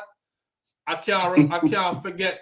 It was in the year 1860 that I made my first voyage. That's why I'm able to say it now. Because I don't read that book there since decades now. But I still remember that right there, so. Yeah, man. No, man. All right, brother. Them days are growing off this feet here, sir. Yeah, Looking man. back. Yeah, man. We can't give one next one, make your audience laugh, you know. We get the last beat when we are 19, you know. We are 19. 19. You don't want to know. See, yeah. When we are 14, my grandfather passed away, you know, a bush catch me at Masha Works, you know. God. Where Masha Works. So we are short clean with my grandfather. I said, Father, I don't know what I don't know. When we reach home, my grandfather said, my grandmother, the boy good, you know. He said, enjoy yourself, boy. So he started weak here, so we know saying I go talk. So he said, yeah, man. He said, yeah, man. He said, no, it is nice, not true. All right. Come 4 years later, bro.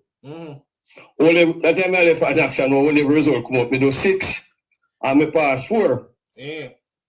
So, yeah, I went up and my grandfather said, boy, you do well and things like that, you know. So, me you pass it was 6, but you can't start till 10 o'clock at night now. So, my grandfather now will bring up the argument for so kiss me, Ross. My grandma, yeah. My grandmother said, turn from my grandfather and say, you know, beat the boy. So I beat Shagga beat him up. And you have put up with foolishness, them things, and that's why the boy I want to rank. So I beat Shagga beat you 4 years later. I figure say my big man. Alright, so. That's awful. My grandfather ignore her. What do my grandmother do? One Friday night, my grandfather saw watch television and I said, you know, my grandmother take the strap and start beat me and deliberately slap my grandfather upon his foot. So him forget something. I have to tell you the rest of it. See it. So him forget something. No, if he beat the shit, he lick him upon his foot. And he get mad. She said him forget something. Yeah. Yeah. And he grabbed me and said, so for. And that time, a big boy, 18, I go 19 then. I want to pump him in the blood. We don't drag up for real good. You know, set up a fight to parents and get some for my grandfather in the next station. And you know, say for about 3 years after that, we leave back college and come home. You know, so sometimes I'm in bed at night time I sleep. My grandmother come there, come start strolling for me, you know, big 21-year-old man. Yeah. Yeah. Come on my weekend time for Kingston, so far I can't sleep, pray to close my eye. My grandmother come there with a strap. Whop, whop, whop. And that's why you never pass the 6 level. You pass 4 kind of girl and them said, oh God. And over, she did about 30 years old about them. When you think about all the things they for. Gosh. Yeah, man. And all the time that when she beat me in my sleep in my bed, you know. She still left on my grandfather, she him put up with them sat me say, because he shall beat me the day when they catch. Alright, so. Alright. You know, we don't entertain the family here, sir. Keep them in your memory, same way, see? We love them bad, man. Alright, sir. We love pressure my grandmother. And she make me marry late, you know, because no girl ever want me, you know, because she say, you're spoiled, boy, you're granny, boy. You're spoiled.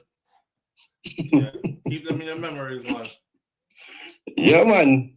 Alright. Have a blessed day to you and the family here, sir. Alright, my brother, manners. Your family and the SouFLo family. Indeed, you too. Same to you and yours, yes? Yeah, man, alright, brethren. Alright. Yeah. Alright. I was actually trying to type in the what I just said to see if I can find the book, but I can't find it.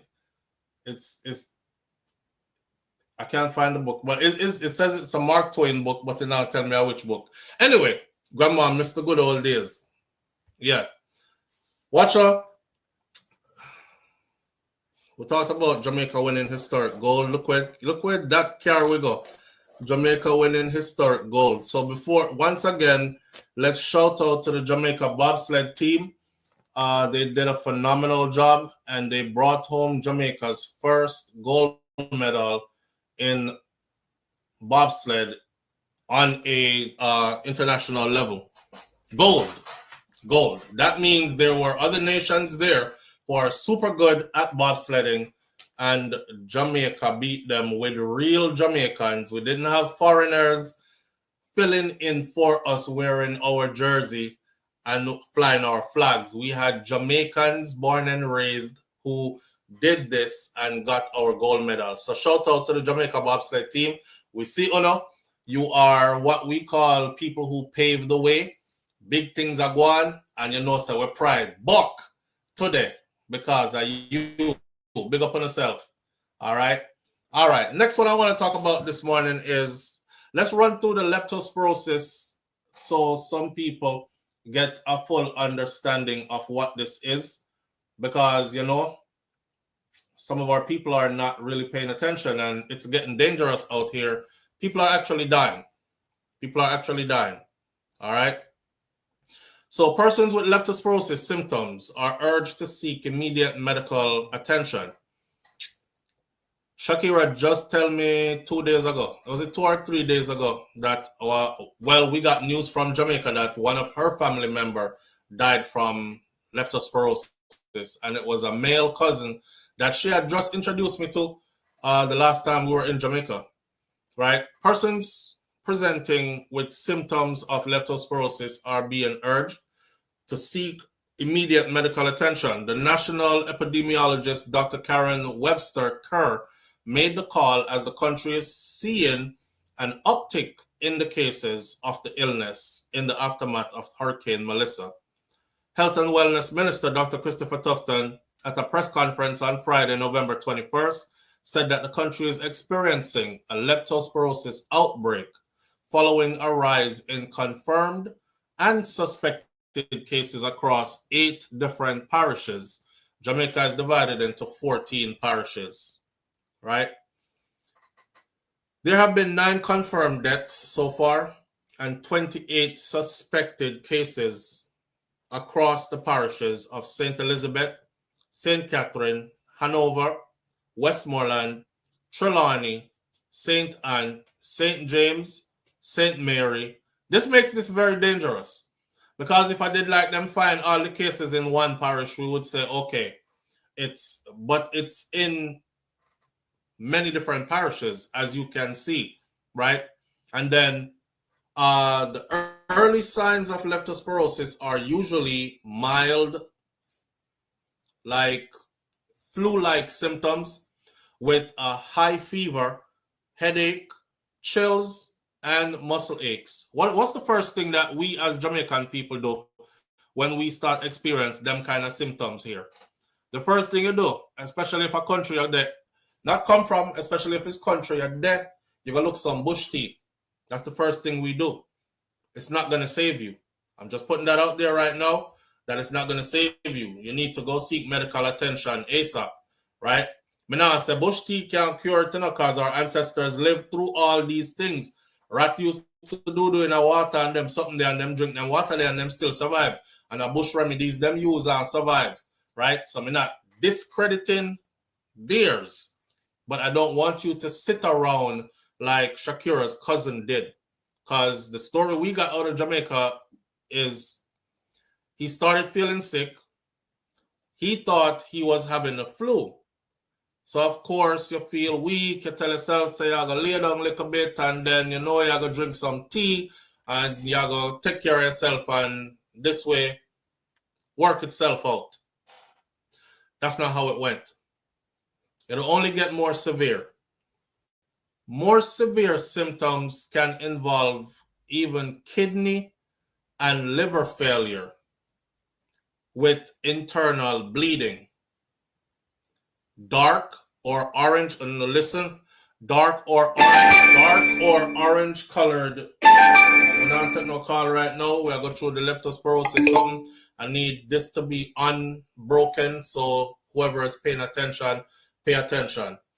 Okay, so you will have signs and symptoms that look like it's a flu, where achy muscles, flu-like symptoms, a high fever, headache, chills, muscle aches. More severe symptoms can include up to kidney and liver failure with internal bleeding, dark or orange color urine, or a decrease in the amount of urine that you are producing. This is an indication that the kidneys are significantly affected. You can also end up seeing blood in your stool, which you go doo-doo, and you see blood in the doo-doo, and you see blood in your pee as well. Dr. Webster Kerr noted that if it is left untreated, then this disease will progress into bleeding from various parts of the body as well. You can get coughing up of blood, or you can get passage of blood in your stool, in your poop, or you can get inflammation around your heart, and this presents symptoms such as an irregular heartbeat, or you get super fatigued, you become tired easily, you start experiencing shortness of breath, your feet start getting swollen, and you have difficulty laying down flat. These are some of the more severe symptoms that you get with leptospirosis. And by this time, you should probably be in the hospital already, or you are looking at teetering on death's door. She noted that for the most part, persons who are hospitalized are administered intravenous fluid to maintain fluid balance and blood products if necessary. So you can intravenously do yourself at home. You probably don't have all those things. Just get yourself to the nearest medical facility. It really depends on which organ in the bodies are affected, but severe cases usually require more comprehensive treatment, she said. Some persons may have to be treated in high dependency and even in intensive care settings. Dr. Webster Kerr said that there are usually a few cases of leptospirosis at this time of the year, but given the large pool of waters that have gathered after the hurricane have passed in, that have settled in communities since this hurricane, there has been a significant increase in the cases. Leptospirosis is linked to contact with large pools of water and soil that has been contaminated by urine of infected animals. I know people say it's rat. It's not rat alone. Because I saw Jamar last night, Jamar the farmer, and I think somebody sent me the video of him, but I had seen him already holding up the cage with the rat. And he's saying there's a major rat infestation at his house. And him telling the people them say, get rid of them because them something near them will kill you. Because the rat will name up in passport and all kind of something like that. It's not rat alone, people. It is linked to contact with large pools of water and soil that is contaminated with urine of infected animals, not just rat. Particularly rodents though, but not just rat. Heavy rainfalls and flooding create an environment where the leptospirosis bacteria can survive for weeks or even months in fresh water and damp soil, increasing the chance of the transmission of it to human beings. Now, Dr. Webster Kerr is urging persons to avoid large pools of water out there. These are especially for the people who are in the areas that were affected and the water has piled up and it's not going down yet and still there. Water has settled. Avoid those pools of water. Farmers have a high degree of exposure, as well as persons with cuts and bruises on their skins, as well as breaks in the skin that allows the bacteria to enter the body more easily. Turning to gastroenteritis, the national epidemiologist said that at this time there is no outbreak, not noting that the number of cases are below or within what it normally is or observed to be at this time of the year as far as gastroenteritis goes. But leptospirosis is definitely an outbreak there. As it relates to influenza, she reported that the graph is showing that we have entered the influenza season, which is normal for this time of the year in Jamaica, but we are not at a high alert or at an epidemic level for influenza either. COVID-19, it's a low activity level at this time as well, and there are not many respiratory viruses circulating around Jamaica at this time as well. The big threat right now is the leptospirosis. Meanwhile, Chief Medical Officer Dr. Jacqueline Bissessor McKenzie reported that 60% to 75% of the health centers in the 5 parishes most severely impacted by Hurricane Melissa are back to normal operations. The parishes are Trelawney, St. James, Hanover, Westmoreland, and St. Elizabeth. I don't know if that is true because I saw a video yesterday from, I believe it was somewhere in Westmoreland for sure. Don't know which facility it was. And that the facility don't look like it could be back to normal. But I'm not there on the ground, so I don't know. Any day that you would normally have clinic, you can still go to the facility to see if the doctor will see you or to access your immunization or your antenatal care. Another 10% to 20% of those healthcare centers have had partial services up, and they are prioritizing the immunization services and the maternal care services, said Dr. Bissessor Mackenzie, as she pointed out. She also noted that in cases where the health centers may not have clinics on regular days, the community health aides have been out and about, and they have been sensitizing persons as to where it is and when it is that they need to go to the health centers, as to what it is and when they need to go to the health centers. So there are people out on the ground who are supposed to be going around educating the community about what leptospirosis is, taking a look at some individuals, telling them what the signs and symptoms are to look for, and at what point they think, okay, you might need to go get you some professional help. And that might be helpful if that is true. I hope it is actually true, because that would be super helpful. You know, when you know better, you can do better. A lot of our people, especially the ones who are locked off, say they haven't gotten back electricity yet, or they haven't been able to communicate by phone yet, because internet not in the place yet. They themselves are not too concerned about leptospirosis being an outbreak, but people right around them are dying from it. And they don't know how big of a deal it is, and they're not getting the education because there's not somebody on a screen that's talking to them saying these are the symptoms to look for, you know. So it will be helpful to have people on the ground who are actually going into these communities. That's what she said is happening. And I hope that that is what is actually happening. So there you have it. How it's caused, what are the symptoms and signs to look for, what you should be looking for if it gets really bad, and basically go get yourself some help. I would tell anybody this. If you are experiencing anything will feel like a flu, go and go get some help. Don't wait till it reach way late. Do not wait till it reach to the point where you're seeing blood in your stool and your urine, or, you know, don't wait till it reach to the point where your skin start break out in hives and you're short of breath and you can't lay down flat comfortably because you can't breathe and all that. That's when it's usually at death's door. All right? It's a serious thing. It's a super serious thing. But you know, we Jamaican now, we not to take everything too serious, you know. Kataja Empress says it may require hospitalization and intravenous antibiotics such as penicillin.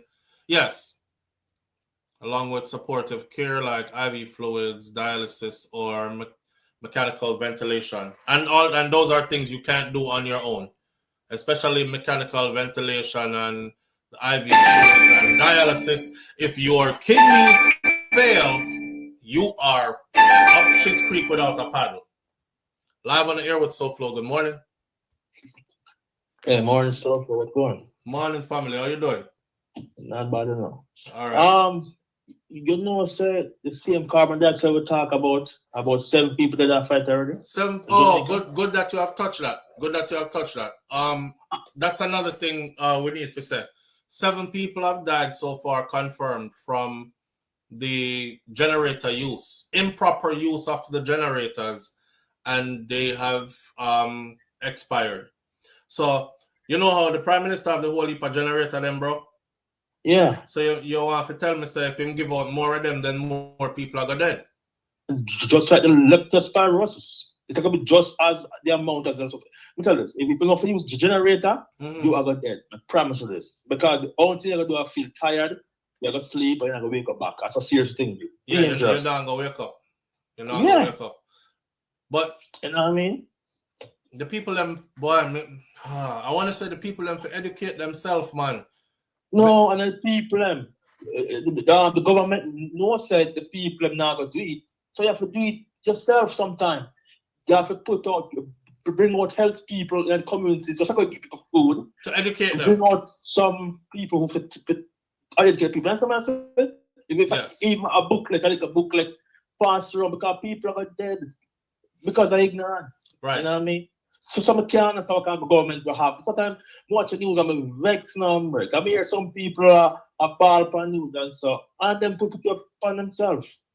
Well, just like the doctor lady just said, they have people going out into the communities just now to educate these people about the leptospirosis and the signs and symptoms and what to look for and all that. And I said, I hope that is true, because if it is true, it is definitely needed.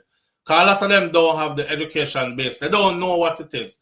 And once you know something, you can do better, right? But them just don't know. They are preoccupied also with other things we are going around them. Them not think about something where them don't know about already. So somebody have to go come tell them, like you're saying. Come tell them, say, listen, there's an outbreak. And someone here might have it already too. So this is what you need to look for. It is deadly, it's serious. People are dying from it.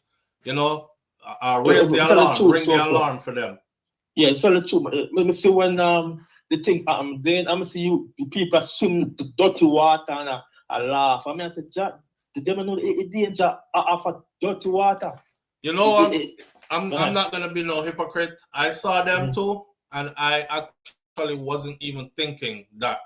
Honestly, I wasn't, bro, because every time over the years that we've had hurricane in Jamaica or bad storms, we always see people out the door, and it's actually something that I always cheer at. Come here, say, why do I get mad at the people them for? Cause them not cry and lock up themselves inside. They're outside enjoying themselves same way. Things wash away, them are diving in the water, enjoy themselves. I just wasn't thinking along those lines about the outbreak of diseases. But it is a serious issue. My father grew up away. We teach you before we eat, wash your hands. If you not use the hand, don't use the hand. Because there's some germs out there, once you go in your body, doctors can't help you. You shit, you vomit, you're dead. You know what I mean? Them probably can help you, but it'll take you through a lot. It'll take you through a lot. No, man, I have to tell you, some germs there on the floor. And once it's going in your body, doctor can't help you. Man, tell you, it's rare, but it's out there. Some germs where you can go in your body and the doctor can't do nothing for you. Okay. I won't argue with that because I don't know that. But I can imagine there could be, though. Yeah. So you see you jump in the water and a thing, you know, me, some knowledge of my father grew up and said about germs and them thing, then disease. It's like, me I said, the people know danger, you know. And again, it doesn't matter about how much animal were dead and how our country stink.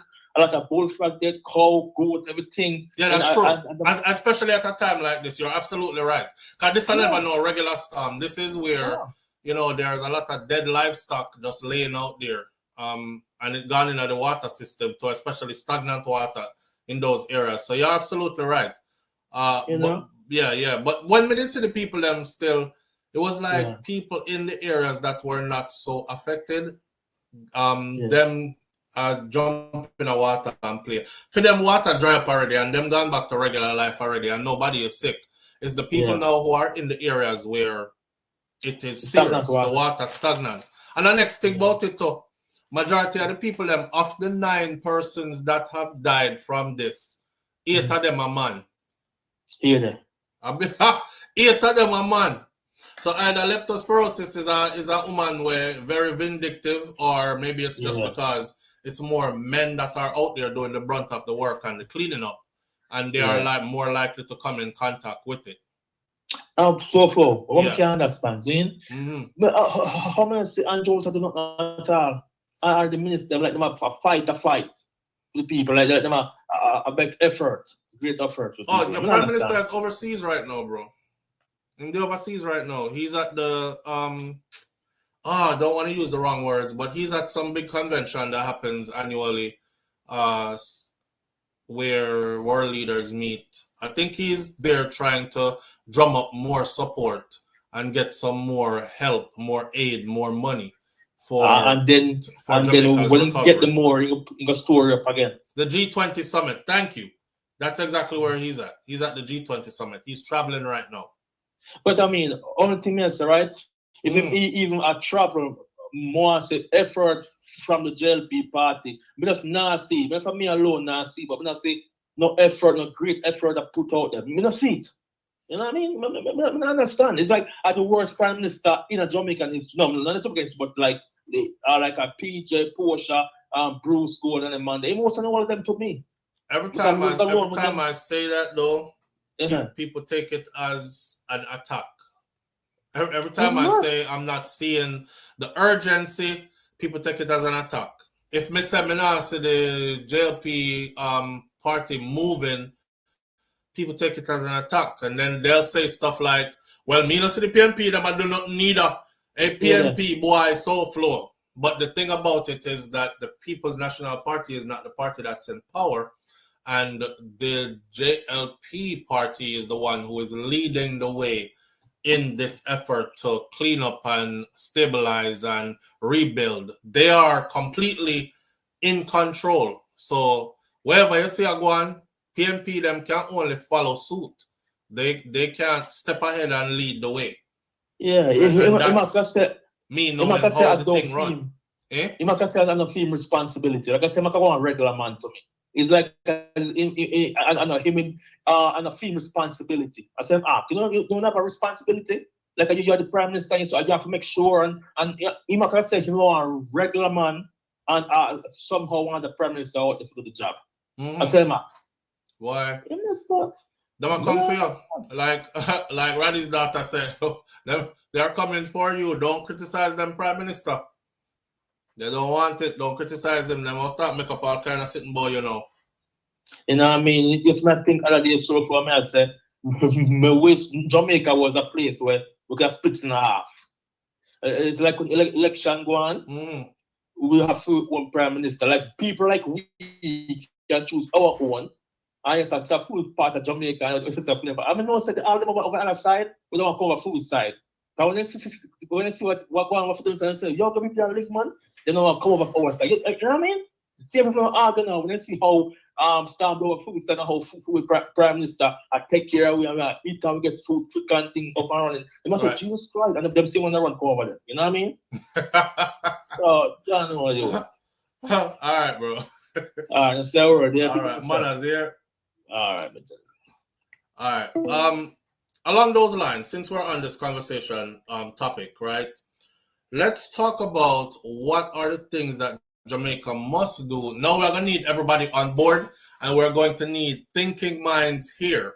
All right, Mervin, if you're here, Mervin always come up with some great solutions, as you know, because Mervin is well connected in Jamaica. So are some others of you. However, great minds come together and find solutions, right? What we talk about the problems a lot. What are some of the solutions then? So what we are saying Jamaica must build back, and we must build back stronger. What are some of the things that Jamaica will need to do to build back stronger? I will start off with this. We are going to need to build differently. When I say build differently, I'm talking about literally building differently. Do not be in a hurry to rebuild and put up structures that can be easily blown away by the next hurricane that comes again. Because if I that them I do, and they're going to hurry up and build, and just to say everybody have house again that quick, what happens if we get hit with another category 5 another year from now? We'll be right back in the same situation again, or even worse, because we will still be in a recovery phase a year from now. This that just happened to Jamaica is going to take years to recover from. So we can't afford to get hit again anytime soon and experience the same thing again anytime soon, especially not in the same areas where we get hit already. God forbid if we get hit by one next part of Jamaica and another couple of places in Jamaica end up being like how these places that are damaged now are. So one of the things I think that we need to do is to build differently. We have to go start thinking about construction methods and how to build in a way that we can withstand category 5 hurricanes. The Prime Minister said to us, because he knows something we don't know, right? According to global warming and according to the experts, these category 5 hurricanes used to be a once in a lifetime something. Not anymore. They're probably going to be something regular throughout our lifetime now. Once every couple of years, you get hit with a Category 5. With that in mind, we cannot build forward and not build to meet that kind of a requirement. So that's one. And the government must have a better plan in place, as in the search and rescue, aid distribution, all these other kind of things in place before we get hit with one of these. You know, food bank, seed bank, all these other things. We're going to have to start thinking ahead. And the last one from me is home insurance. More Jamaicans, I would say, need to invest in home insurance. I know say home insurance expensive. I saw where Mervin pretty much said that home insurance in Jamaica, it more expensive than the mortgage for the house. We have to start find a way. And I mean that would have to require all hands on deck, right? From the insurance companies to the government requiring certain companies to do. If you're going to operate in Jamaica, your fees for home insurance should be within a certain range, an affordable level for a great portion of the population then. That way, when tragedy strikes, some of these people are covered. Okay, my whole roof gone. I don't have to worry because it was a natural disaster. It's covered by insurance. My house flood out. Okay, you have flood insurance. You should be all right. These insurance companies, one of the wickedest thing in life, you see, is insurance. I'm going to show you why. I've been driving since I was 14 years old. I told y'all before. The only accident I have ever had was an accident when I was about 11 years old when I moved my mom's car when she sent me outside to go wash the car and mash up the woman's car. I have never had a car accident out in the road, but I've been paying car insurance since I was about 16. I did upon somebody insurance at 14, 15, learners and whatever, 16, 17, 18, let's say from 18 until now, I've been paying insurance. And I've never had an accident. Do you know how much money I have put into an insurance company? That is just money you can just pile up and just throw out of your window and you know, get it back. So, I would encourage the government to actually set a standard for the insurance companies that will be operating in Jamaica. Because there's no reason to be charging people insurance that is so high.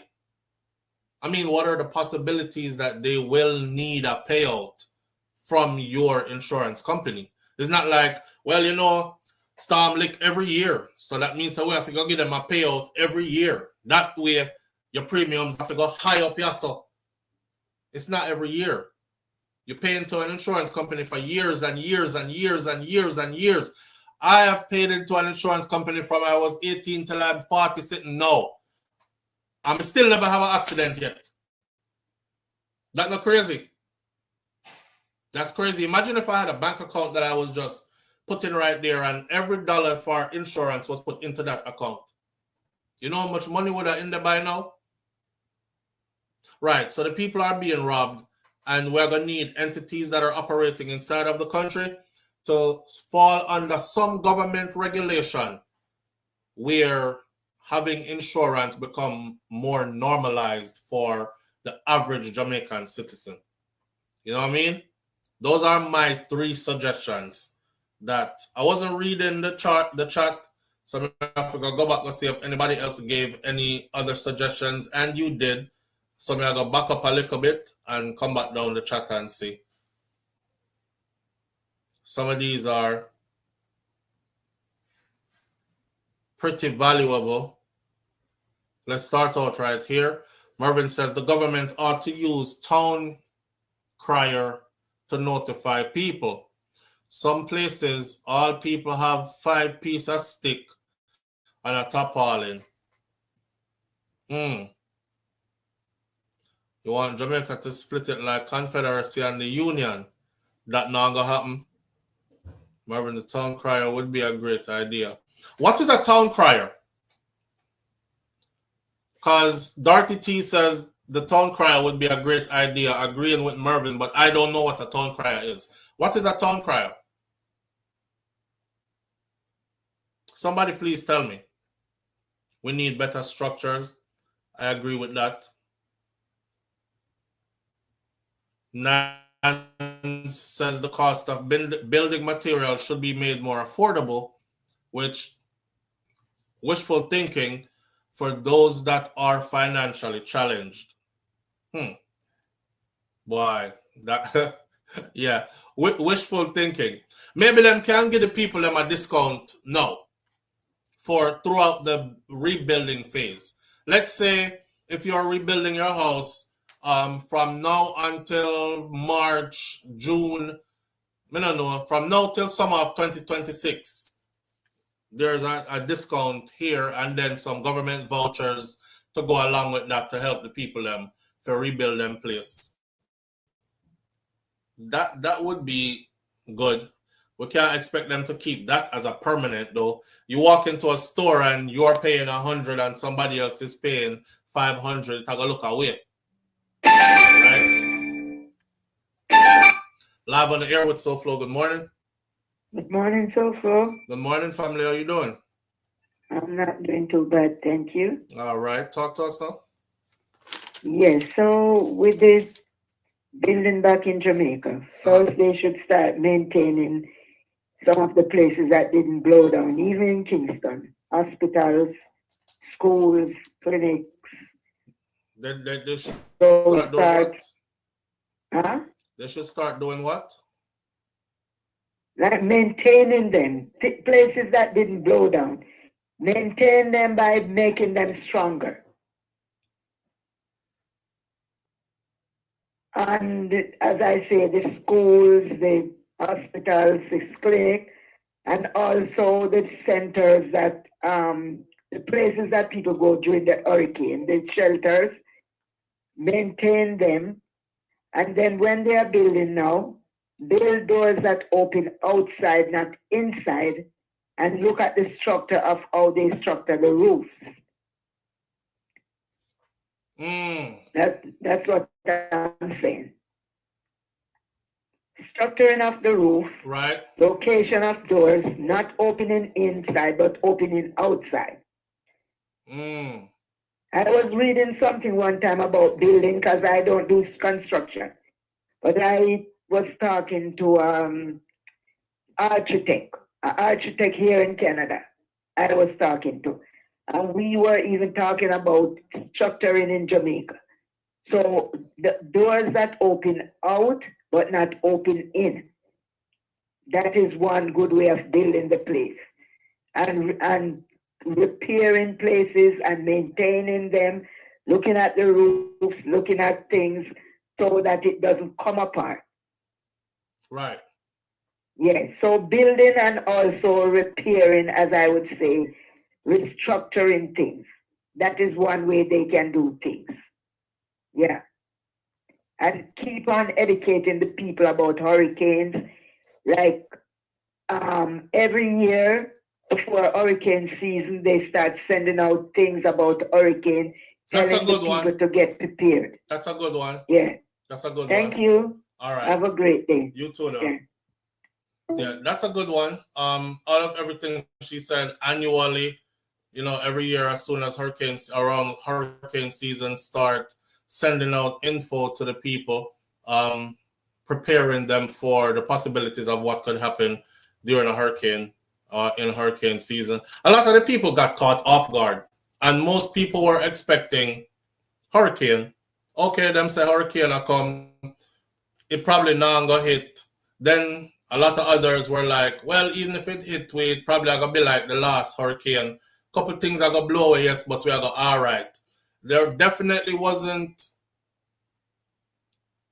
any pre-education about how severe this could be. Most of we never hear about a Category 5 before. We know a hurricane can get strong, but we weren't expecting it and we had never heard about a Category 5 before. So maybe just little knowledge on how category 5s are, and when them come in, what the possibilities of what could have helped the people them to prepare a little better, right? Could have helped them prepare a little better. So that's a good thing. Annual preparation, annual knowledge, classes, I guess, not classes, but information passed out through communities. I still don't get what the crier is.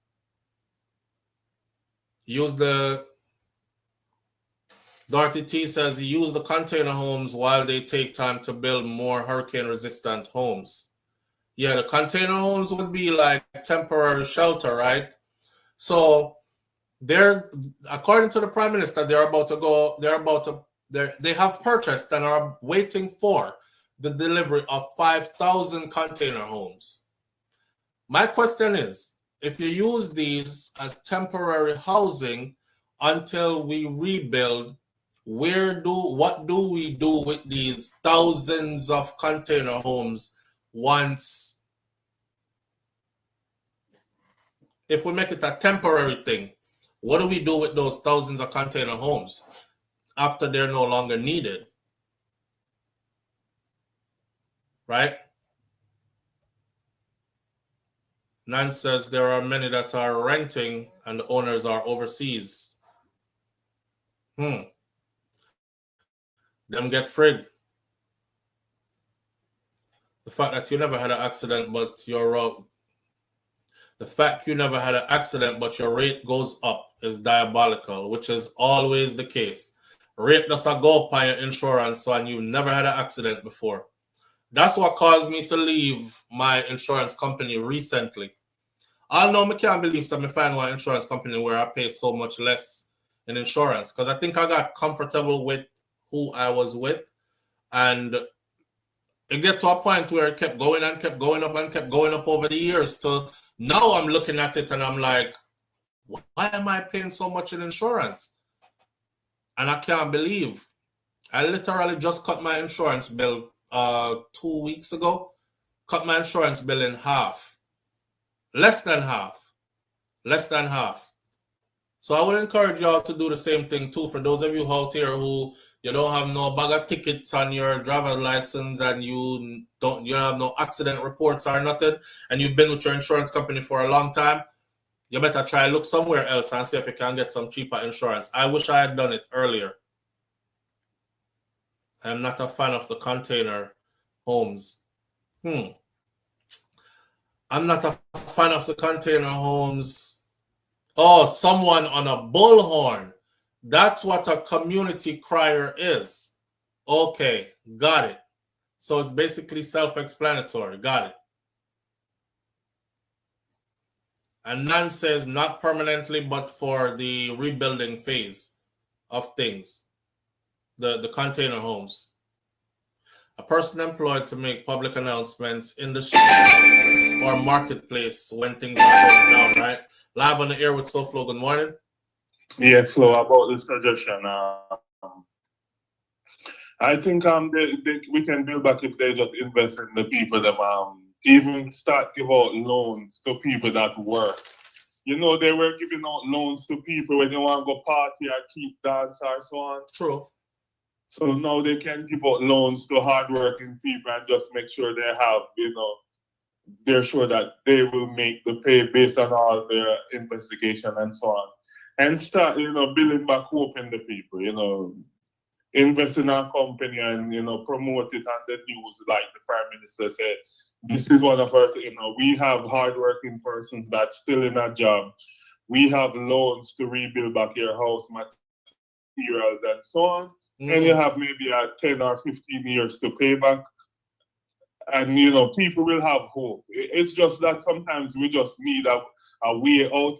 And, sometimes these monopoly business and system will sometimes make we don't want to just invest back in our country. So even the insurance thing, I always say that you pay insurance, and then if we have an insurance company that even going to Jamaica right now, based on the conversation you were having earlier, and them advertise it, we pay out, quick on the spot or so on, less than 2 weeks that we will pay out. because for so long, and I think that will even save lives. Because many times, as soon as somebody rear end you, are, you know, the first thing you do is come out with your machete and start chop from left to right. But if you know that you have your insurance got your back, you'll approach the matter different. You'll just be calm, even wait for the police to come on site. I just believe sometimes when we're frustrated because we know how last money we have, and now you know have a car, insurance and everything mash up, and you don't know how you're gonna get it back. Frustrated, you just start chop, you know. Yeah. So I you know, and as I say, the government sometimes can push these people to make them work, give them some hope.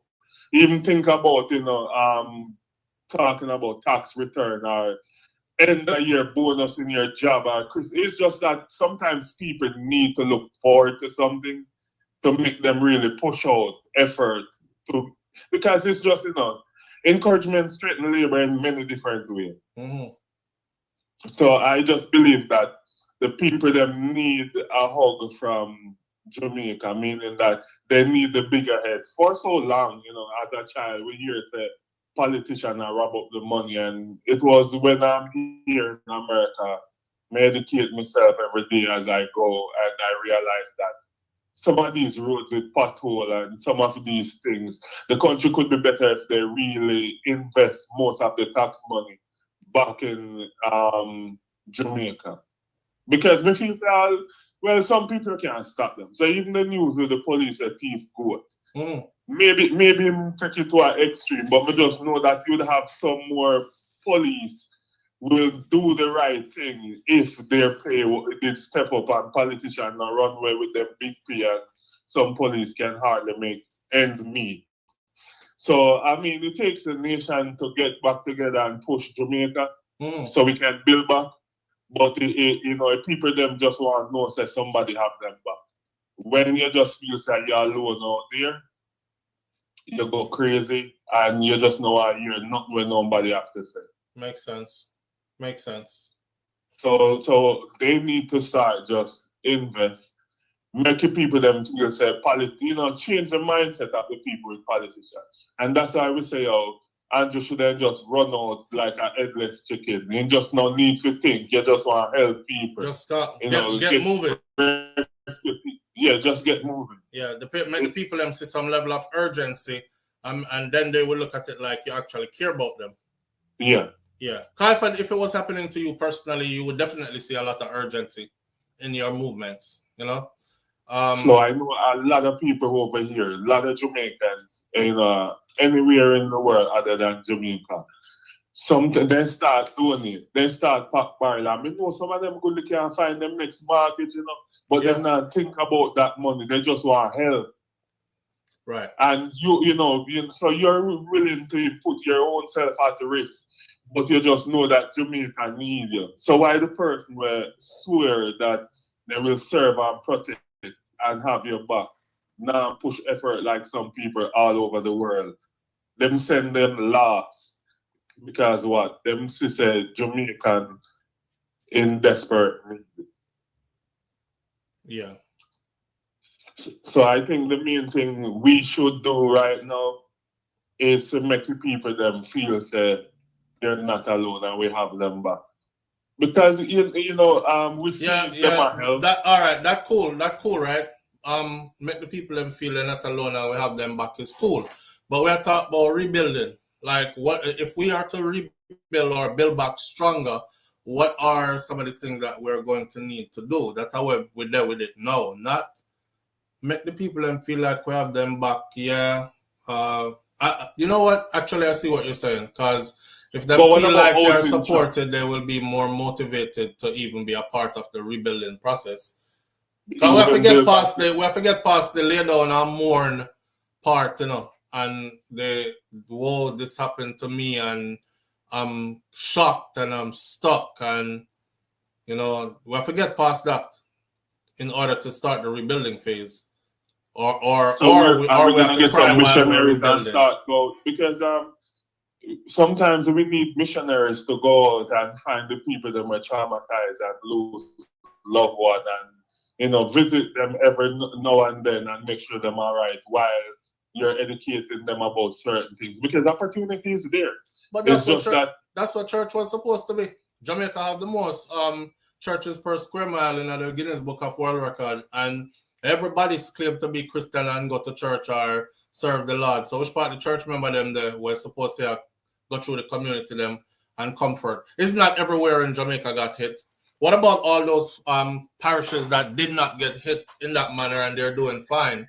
How come they are not descending upon the people and doing God's work? No, listen.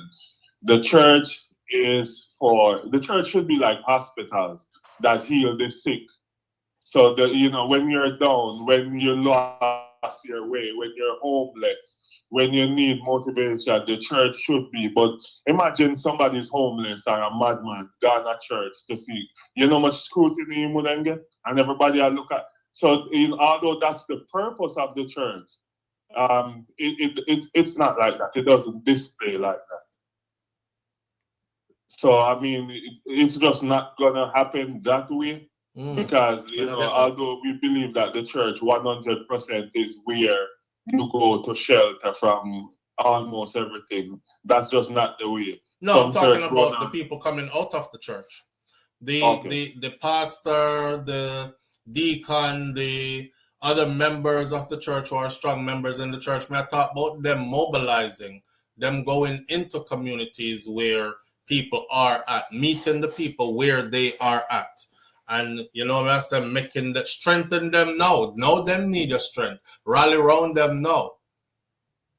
And as you said that, just like you said that, the church used to come together and they used to just help each other and build houses. And it came to mind. All those things. Church brothers used to help, them just cook a food and them start, Miss Matthew house, we'll take it to them and all church brothers do it, and me say, like me hear on news, me don't know if it's true that, like the lady with Spice help and buy material, she were complaining, said Spice no people, no workmanship.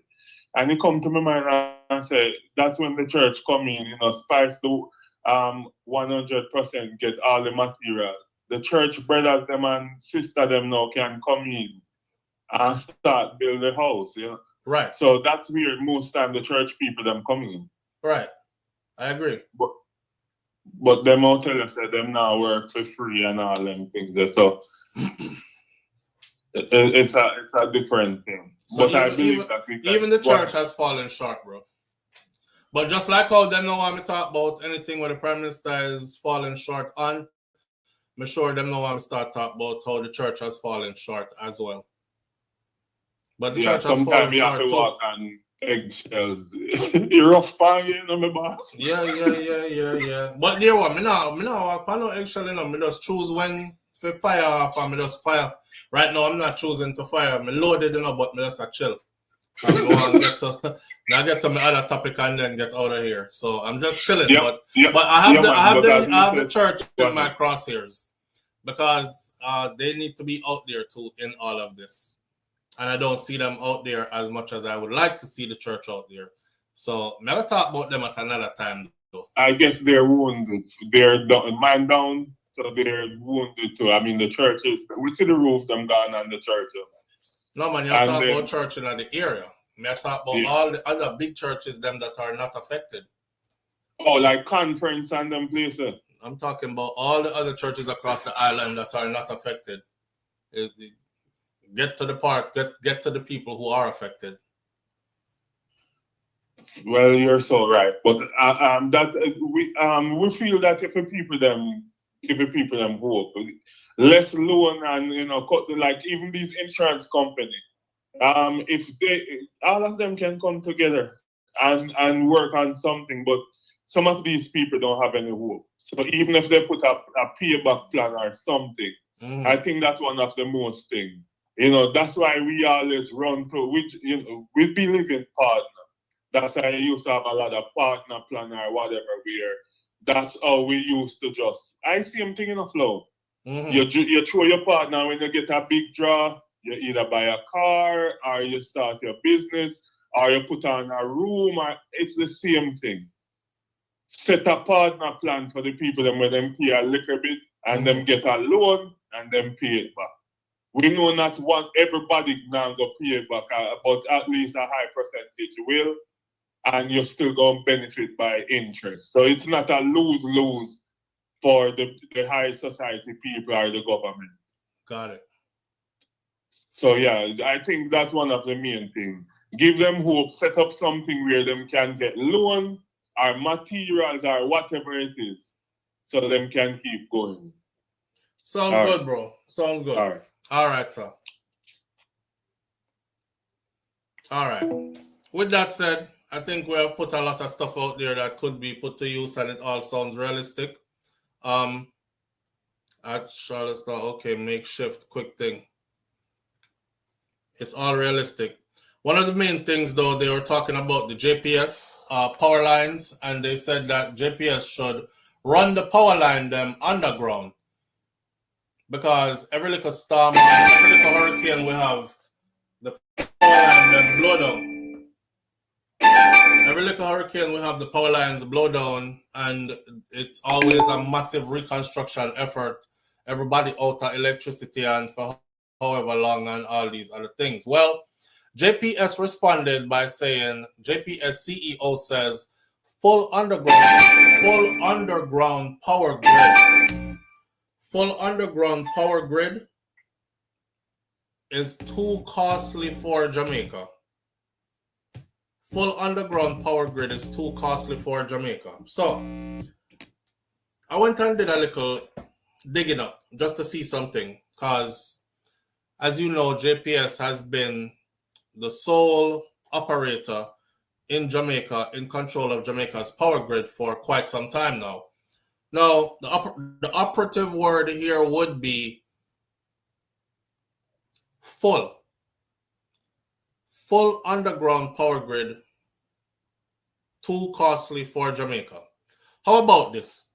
How about you don't do full, but you do it in all the places where it could be done, right? Somebody put out that Jamaica's topography, you know, if you're speaking geographically and you're talking about landscape and all that, we're talking about streams and rivers and this and that and the other. It wouldn't be ideal to put everything underground. I kind of look at that as an excuse, but say that's the case then. Okay, how about the places where it can go? Hybrid, underground in high population centers, says Mervin. Yeah, so, but JPS saying that it's too expensive bothers me. Let's crunch some numbers real quick, right? Here is JPS gross income. Listen to this. Here is JPS gross income in 2021. And for those of you who don't know what gross means basically this is all the money they make before all their bills and operating fees are paid, right? This is how much money them just draw down for this year. This is JPS. 2021, 973.4 million US dollars. JPS. 2022, 1,163 million US dollars. JPS. 2023, 1,073 million US dollars. JPS. 2024, 1,093 million US dollars. JPS. Them numbers here, all in US dollars. So when you hear me I talk about billion plus per year, I'm talking about US dollars. Okay? And then this is their net income for those over that same period of time. Say 2021, they said 31.1 million US. 2021, 42 million US. 2020, let's go off of this. 2021, JPS claims that their company made $973.4 million US dollars. After them pay them bills and operating fees and everything, they only had $42 million US dollars left. From $973.4 million US, they only had 42 million US left. That means 1 from 4 left, 3. Let me say 7, put 6, that's so 13.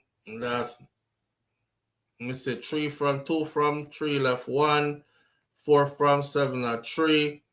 So you want to tell me say $931.3 million US dollars it cost them that year to run the company there, to pay their bills from that company. Something to write about them calculation that is really off, and I wonder if they ever get audited. Listen to what I just said, because I'm no great mathematician, but this is simple. In 2021, because JPS said, hey, we can't put your thing them underground because it's all too expensive. So I guess we can look forward to every storm that comes. All of the light posts them are going to snap like twig, and there will be down wires everywhere and large scale effort out to get people to get back electricity again. There are people who 4 weeks into this thing or 5 weeks into this thing, over a month later, still haven't got back electricity yet. You're trying to tell me, let me talk slow if you get it. 2021, you made $973.4 million US dollars. And after you pay all of your bills, them, you only had 42 million left. So 931.3 million of your 974 million paid bills. That's a chop. That's a chop. I don't buy that. Here's the next one. Catch this. 2024, they made 1 billion with a B, 1 billion and 93 million US dollars. And they claim that after they paid their bills, they had $68.2 million left. Take out your calculator and subtract 68.2 million from 1.93 billion and see what the difference is. JPS now be truthful, man. They're not being truthful. So, with that said, I'll say it like this.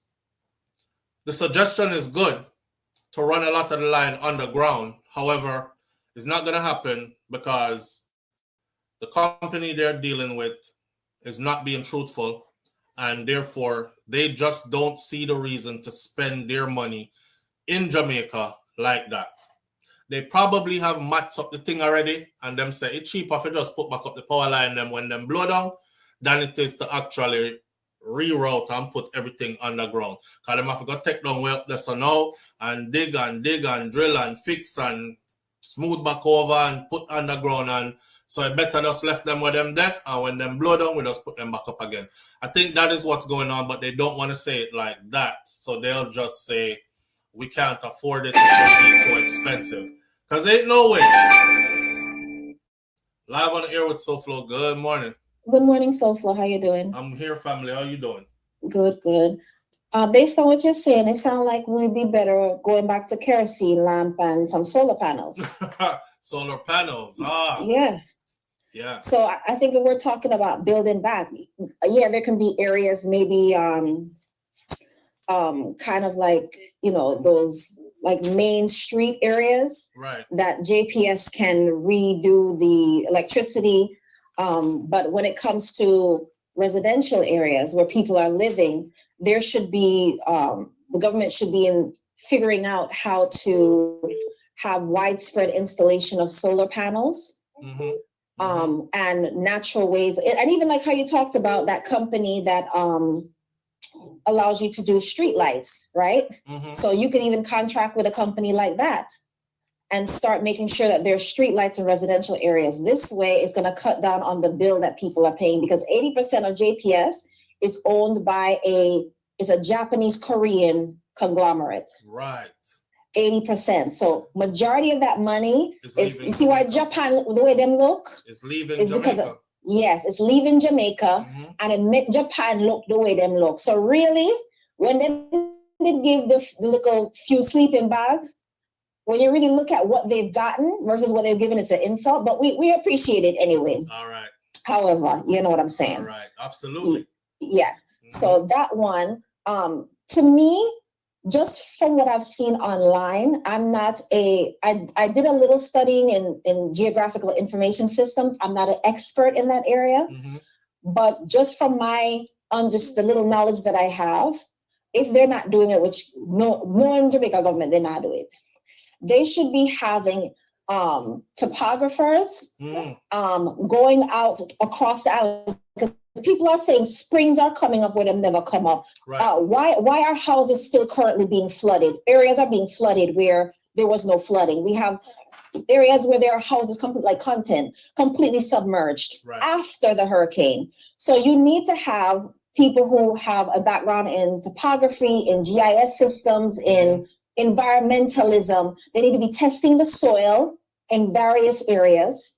There needs to be whatever the mapping that we initially had of Jamaica, they need to be some remapping. So they should be having the drones going around, and just how I thought when the Prime Minister said it was doing in the beginning, it might do a helicopter ride across the island. You would have a professional with you to understand what is taking place on the island. How are things changing? There are craters that are coming up that never were there before.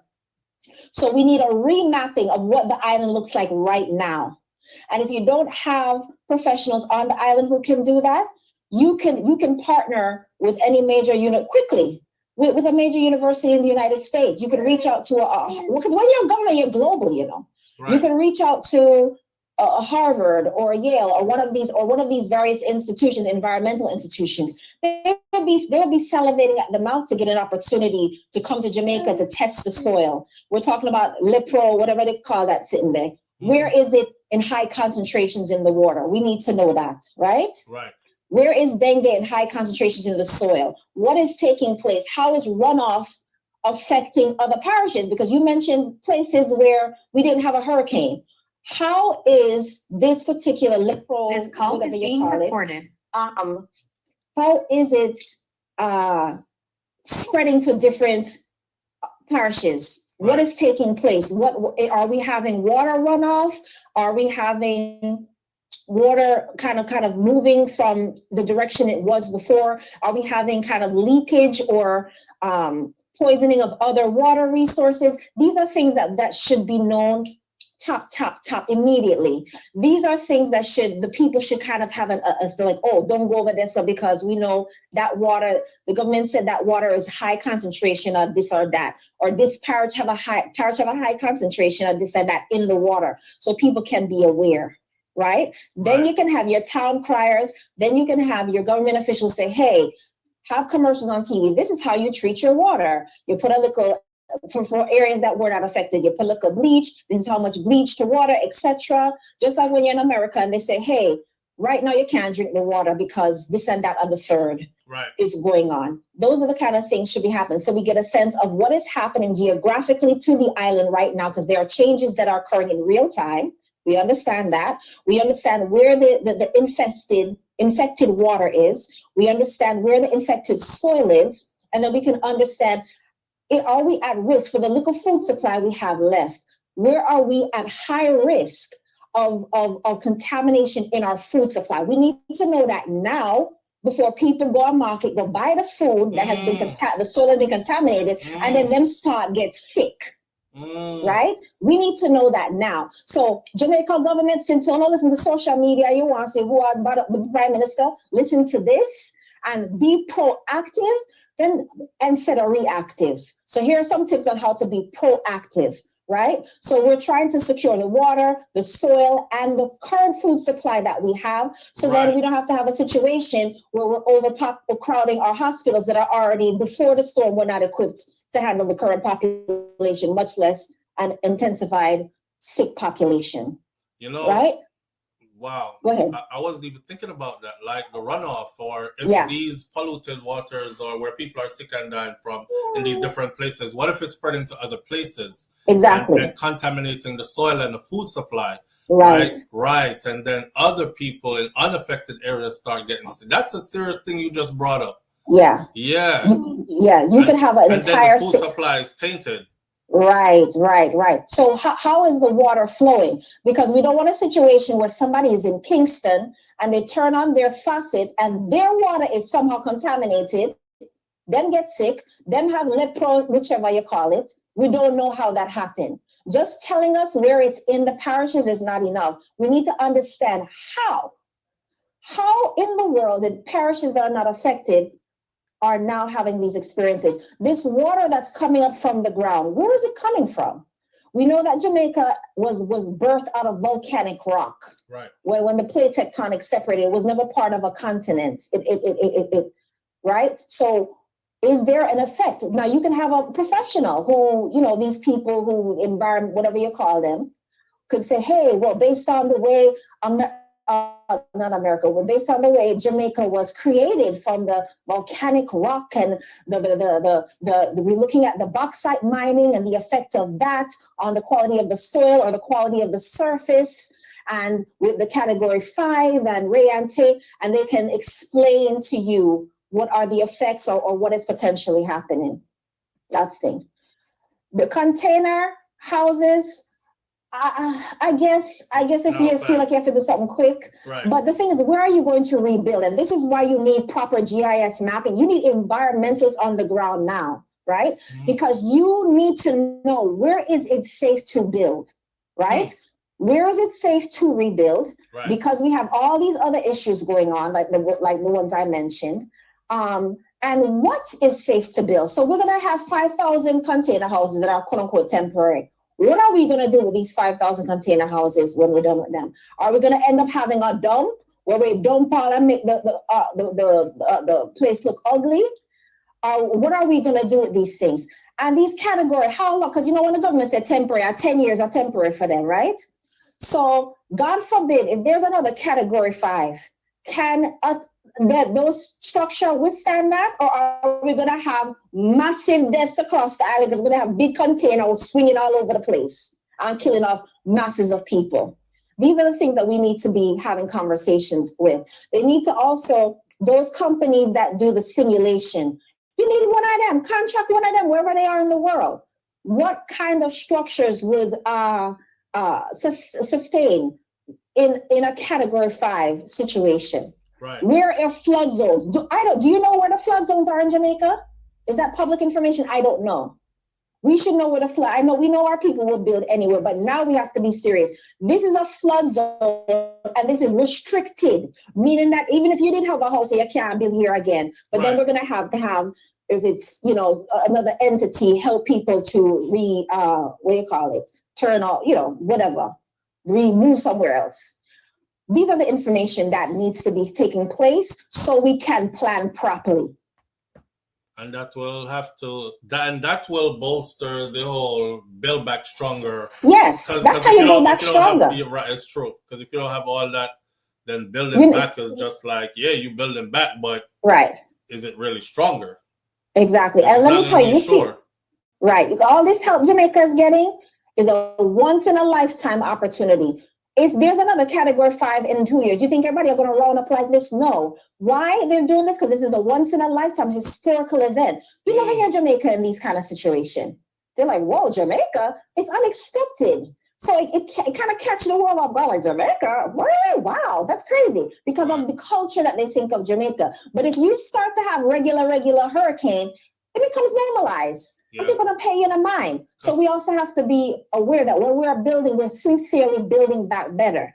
I know even, which I had put in the chat, Ghana had sent, which I thought was great, you know, that connection, 40 of their military engineers. And I'm just thinking, wow, even Africa is bringing people. How are all of these resources, the human capital and the food and all of the aid, how are all of these things being managed? How is it being managed? You can't just, because them not sent, and all these people not send all this help again, you know. So how is it? And if you don't know how to manage it, Mr. Prime Minister, this is what you do. You get a company or you work with a government agency from another country. They have an NDA. Nobody has to know you're getting information from them. You go to them in a room and say, hey, we have this, we have that. We don't know what the hell to do. We don't know how to do. We don't know how to distribute all of this stuff. And they have NDA, so they're not going to whisper out your business. We need help. You let the people then help you. Okay, you have these particular organizations on the ground. You can work with them. You can do this, do that, do the third. You follow their plan that they build for you to the T, and nobody has to know.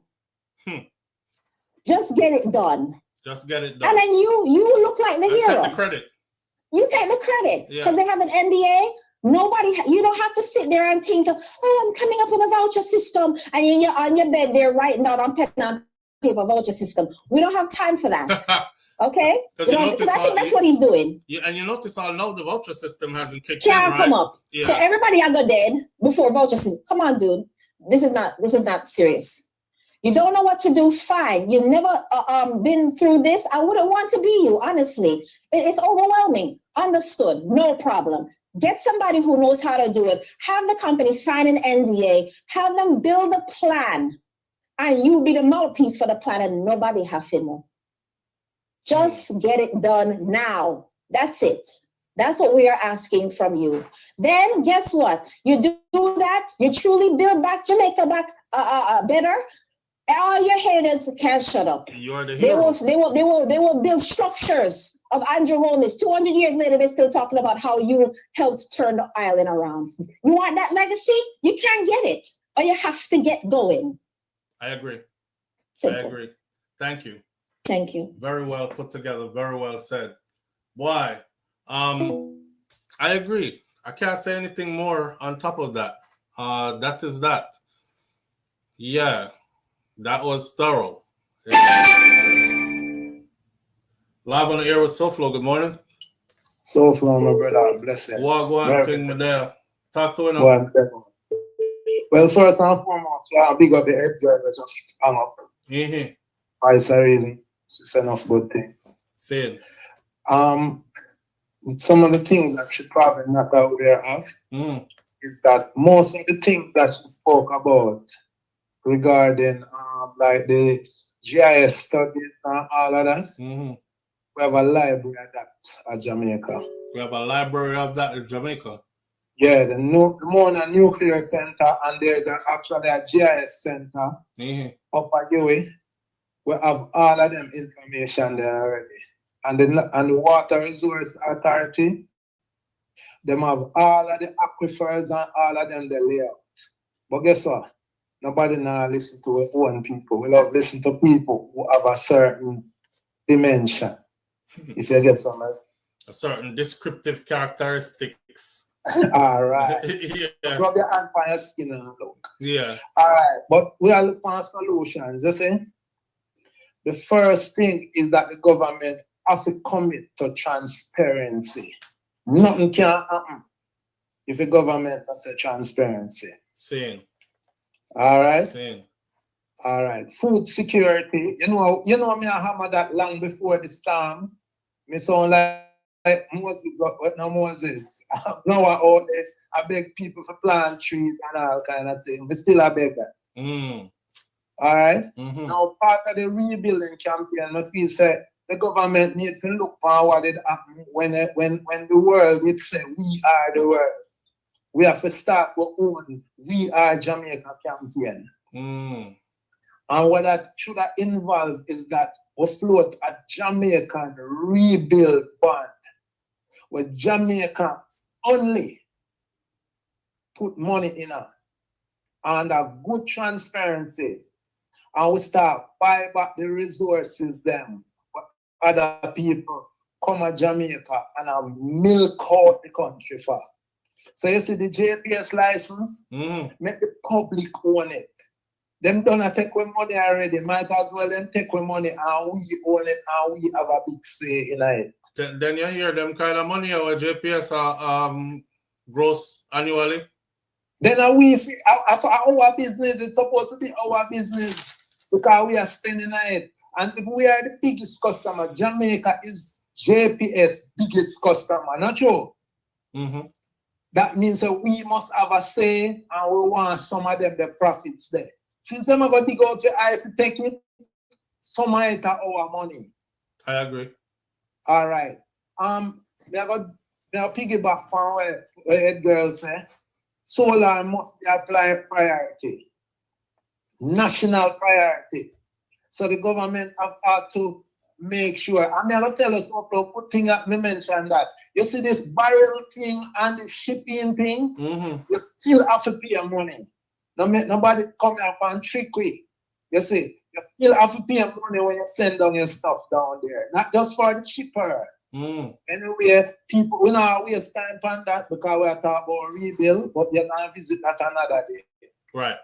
As I say, replanting. The next thing now, building code. It's corrupted. I tell you, throughout the entire country, the building code corrupted. The people them who work in the parish council take money. You see, them so there must be chances for people who are take money to make a man make shortcut. Because remember, you know, some of them is that another them can't afford the place. What happened is that the houses are built improperly. Okay.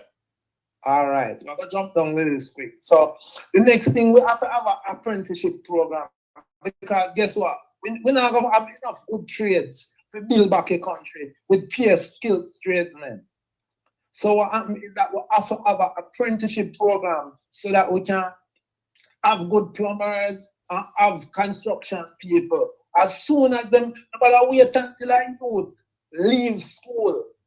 If him go to school, lawyer, doctor, Indian chief, plumber, carpenter, welder must also be. Because we know with the American, we see people them who have the best earnings, I want them to work with their hand. Then two hand, I hand trade.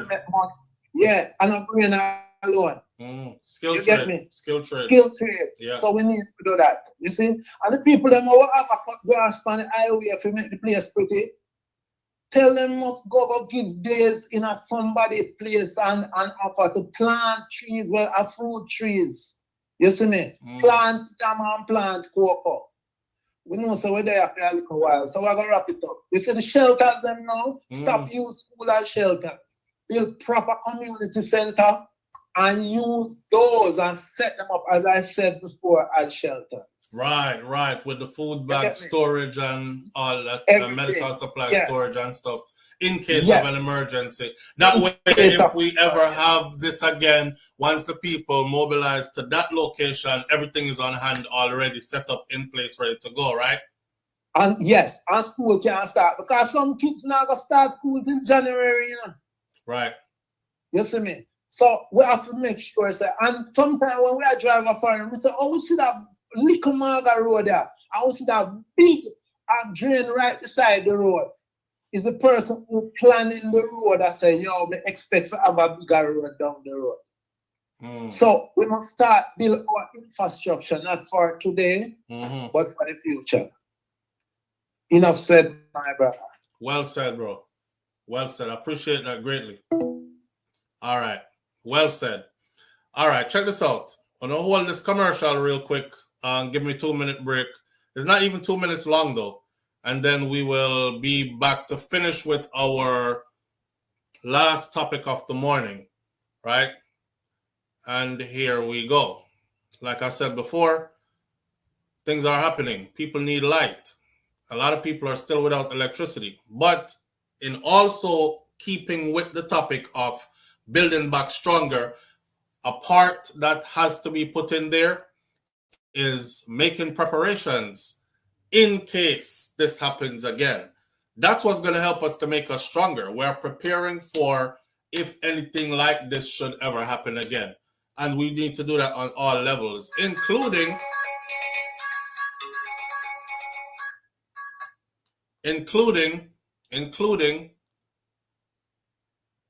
going to solar. And with that said, going to solar, here's our commercial. All right, my Jamaican people, let's take a break from our scheduled program here and get into this promo of a wonderful product from a company called Soninka Limited. Soninka Limited Solar Lighting. They have interior lighting available. Extra bright street lights like you're seeing in this video clip available. You can use these lights to light up your streets and avenues, lanes and corners, your backyard, your farm, your front yard, any which part need lighting. And this is all powered by God's Son. Solar, no man, solar. You don't have a JPS bill to pay. And they are available island-wide. So check it. Intelligent lighting control, dimmable remote controlled, rechargeable on cloudy days. Listen, hook up, link up with Soninka right now. Oh, and tell them SouFLoTV sent you and get a nice discount. And get yourself out of the darkness and into the light. Back to our regular scheduled program at hand. Peace. All right. And we are back. All right. So, with that said, let's get into our last topic of the morning. One of my sisters left high school with certification in baking and home economics. That's what Kaita Joyce said. Charlotte said 3 things should have been prioritized: temporary housing, schools, and hospitals. That's another one. And Charlotte also said, brought 2 lights from Soninka yesterday. They will be delivering to my family by Wednesday. Thank you very much.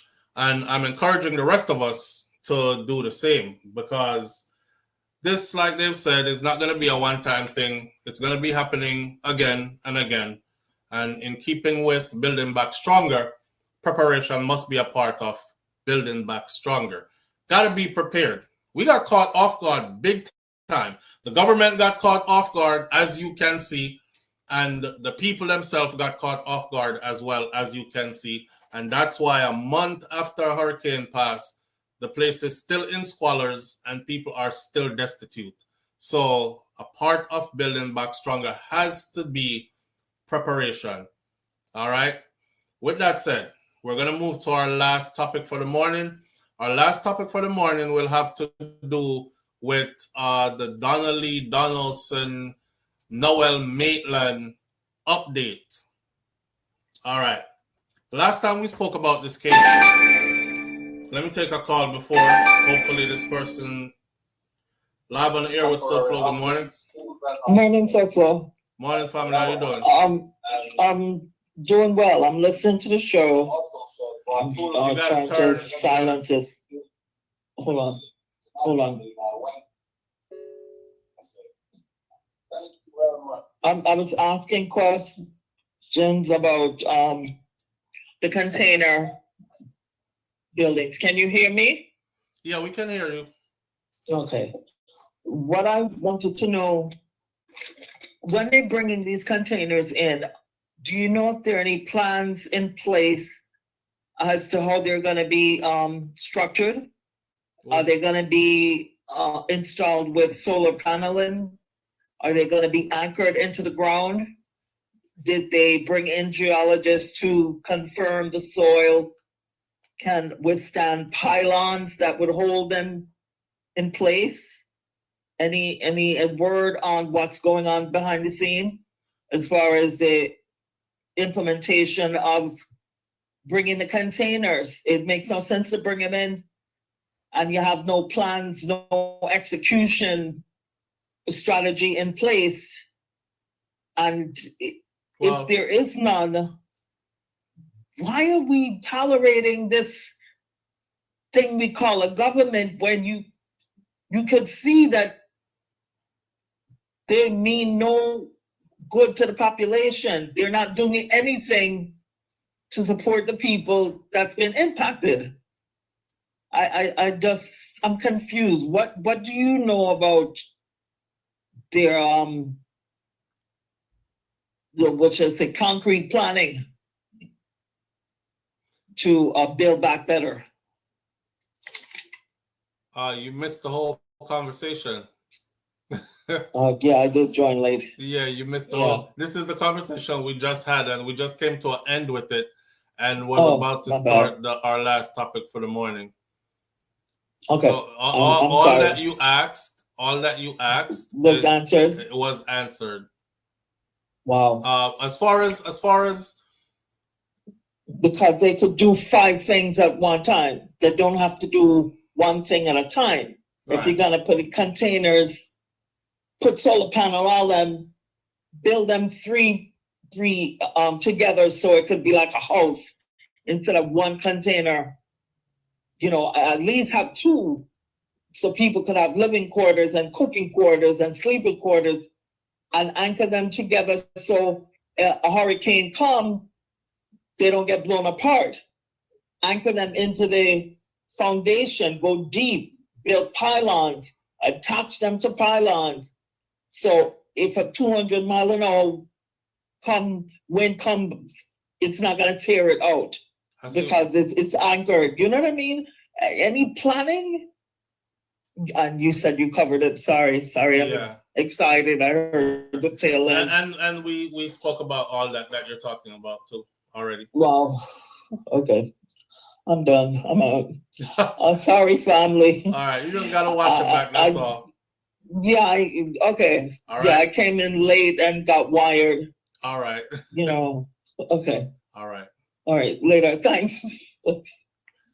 All right. Moving on to our last topic of the morning, though. We already talked about the containers and the fact that they have to be anchored down properly, and some of them carry toxic materials inside of them, especially in the wood flooring, and also the type of painting that was done might have been done on the inside. There could be lead in there along with other stuff. And the Prime Minister said that they're looking out for all those things. In the ones that are coming to Jamaica, they will make sure that they are to a certain specification where none of those things are present in them, etc., etc. So we beat that one to death already. We went down that road. We're talking about Donna Lee Donaldson, or getting justice for Donna Lee Donaldson now. Noel Maitland is on trial. Noel Maitland is the policeman, the police constable who was dating the young 24-year-old entrepreneur / social media influencer, Donna Lee Donaldson, and she went missing. He picked her up from her mama's house, and she was never seen or heard from again. However, blood splatter was found in his house, and a couple of cameras showed him in video form walking into the house with her, and showed him alone walking out, but she never came out on any of those cameras. This right here, I think, will be the deciding factor in Noel Maitland's case, because all the other stuff that they're trying to prove and the doubt that they're trying to instill in this, I know they say all you have to do is cause doubt, or cause doubt to arise, and then based on that, you know, the jury might get confused and say, well, we don't know for sure, so we can't really convict. But that one thing right there that is for sure is that cameras picked him and her going into the apartment, and the same cameras were running continuously, and there are no footage of her coming out of that apartment, only him. So the only way Donna Lee could have made it out of that apartment is if she came out in fumes, or if she came out evaporated in steam form, or something where she could not be picked up on camera. Anything other than that, given all the other circumstantial evidence that is stacked, that couch leaving, the couch getting to the car wash. Who the hell brings a couch to a car wash? The couch, blood like rice grain, according to the car wash attendee, pouring out of the couch. Conversation she had with Noel about how much blood was coming out the couch and how it smelled raw and how they left it outside in the open after they washed it, and how the guy that came with Noel took the water hose from her and started washing it himself, even though they paid them for it to wash it.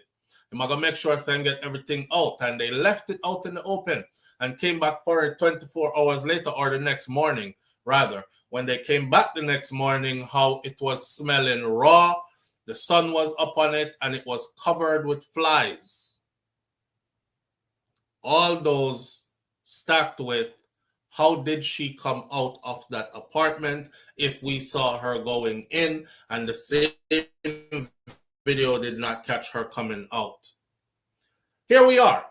The attorneys are trying again their best to get him off. So now they're going off of, do you really know where Donna Lee is? I mean, she could have left the island, you know. She might have left the island and could be somewhere in Haiti or the Bahamas or somewhere chilling out. His attorneys can't say anything. Their goal is to have doubt instilled in this, so the jurors are not too sure.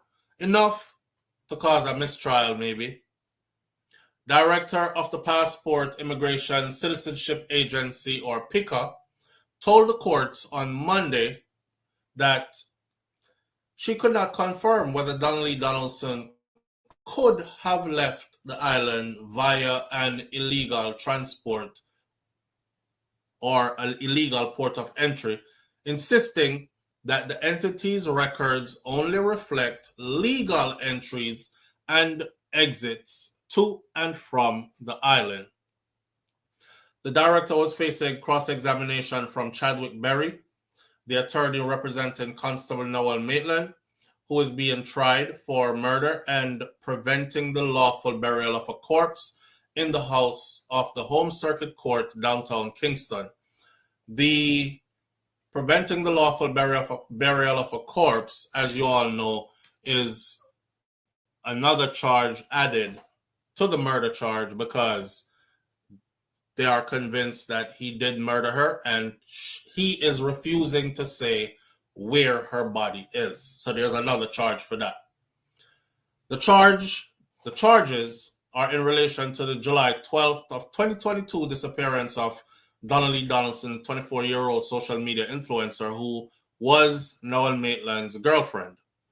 Donna Lee Donaldson was last seen at the Chelsea apartment complex in St. Andrew, where Noel Maitland lived.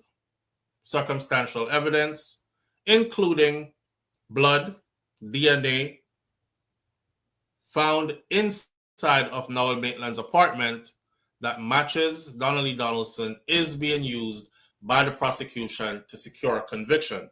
Another strong piece of evidence will be the blood that was found underneath the doormat that was outside of the front door. Well, one door the apartment have, aside from the doors, inside interior doors.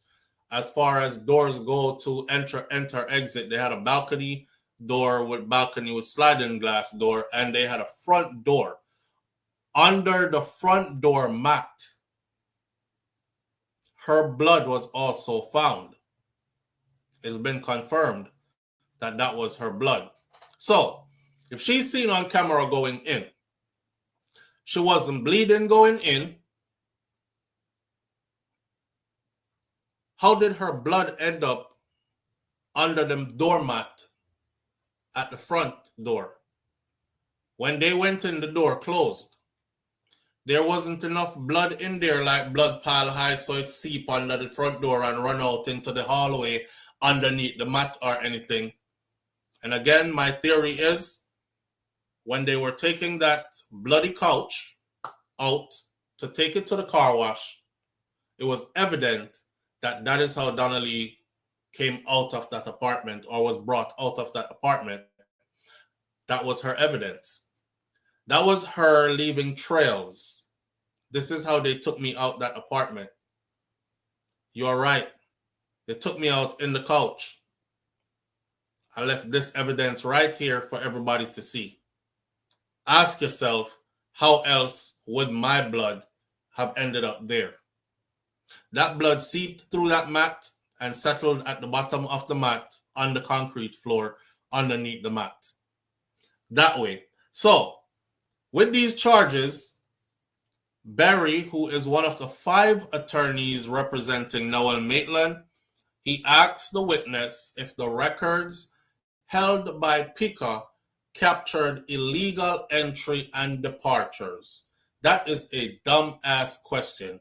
But okay, if you're speaking of use of an unauthorized port, the person said, then the answer to that would be no, obviously. Barry then asks, if that's the case, why not just ask him, every time the Haitian them come in, you have a port of entry for them, or you have a duct in your paperwork when they come in and how they come in at different parts. There are Haitians living in Jamaica that have made it onto the island of Jamaica and have scattered among the population and were never caught, and they are living there and getting on with life. Nobody have no record of how they came into the country. Are you suggesting that, sir? The witness asked before explaining that if the banana boat used an illegal port to leave Jamaica, that would not reflect in PICA's official records. What he's trying to say here is Donna Lee Donaldson might have left Jamaica. And because if she left illegally or through an illegal means, nobody would have a record of her leaving. She would just be gone. But we have to ask ourselves this.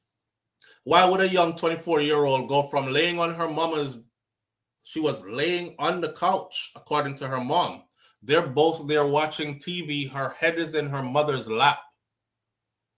Why would she go from that to suddenly jumping up and leaving the country? That don't make no sense. Good luck trying to sell that, but only an idiot would buy that. So he asked, sir, the witness asked, before explaining that if the banana boat used an illegal port to leave Jamaica, that would not reflect in PICA's official records. Barry asked the witness a similar question, but tweaked it to an unregistered aircraft which could have left the island via an illegal port in St. Mary. No, is what the witness responded. I am able to speak to her travel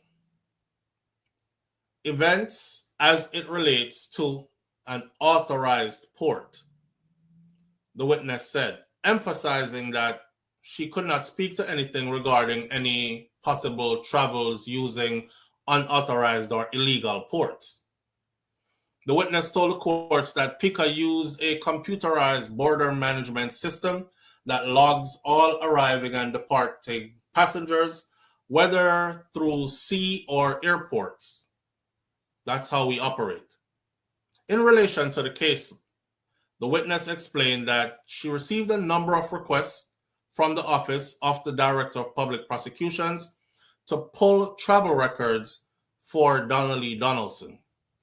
She said that the system reflects that Donna Lee Donaldson's last date of travel was March 12th of 2021. She disappeared in 2022. She said that we provided a standard cover letter which accompanied the statement and travel records for the subject. The request was in relation to Donna Lee Sophia Donaldson, date of birth July 10th, 1998, and the witness said, indicating that she made note of Donaldson's passport number among her other details. The director told the courts that she also pulled the travel records that are associated with the man, not the man, with the name Donna Lee Sophia White. Sophia Lug Donaldson's mother had told the courts during her testimony that there was a time when Donna Lee Donaldson used the last name White. That's interesting, because I would think that if you're going to travel outside of the country, you could only travel on official papers. And the only time I know that you can travel, and you have to show a passport too, right? Or maybe there are other small islands that you can. I don't know. That's throwing me for a loop right there. Why did Donna Lee used to use the name White? Would she have used that for travel? Her mom said that Donna Lee used to use the name White. There was a time gone by when she used to use the name White. She said that a search was done on the second name, which is Donna Lee Sophia White, along with the date of birth, July 10th, 1998, among other details. The witness said that travel records were ascertained for the second name provided, which showed that that passport was issued to a child who last traveled using that document back in 2013. Interesting. But still, it doesn't say that that's Donna Lee. A child with that name traveled in 2013. So maybe Donna Lee was named White back in 2013. 6, 7, 18, 19, 21, 22. That would be 9 years before her disappearance. And if she disappeared at 24, 3, 2, 1, 20, 19, 87, 16, 15. She would have been a 15-year-old when that person had traveled. I don't know. And you take it off a match your ID to, right? Right. So that's where they're at with this case. I'm not going to say neither here nor there, yea nor nay. I just believe that Noel did it still. And according to all the evidence that has been put forward so far, I think this is a solid case. And I think they're going to get a conviction. The one thing that I thought could have saved them from all this, they didn't go that route. I think they tried going that route, but it didn't really work out for them on cross-examination. So I don't see any other way out for him. But we will keep watching, listening, gathering the information and bringing it to you so we're all on the same page, right? Parent change name to establish paternity. Could be. Could be. Could be. Could be. Christo G, could be. That one right there. With that said, we're still waiting for some justice to be served. It's been a while. They're dragging the case out. But, you know, slow justice is still justice. It's better than no justice. So we'll see where that goes. Shout out to everybody tuning in this morning. I appreciate you greatly. Big up on yourself. I will see you tomorrow morning right here, if God spare my life, as according to my grandfather, Mas Clevey. My grandmother said, be good. And if you can't be good, be careful. But it's best to be good. Have a wonderful day. One love. Walk good. Go with God. And I'll see you later. I'm out. Peace.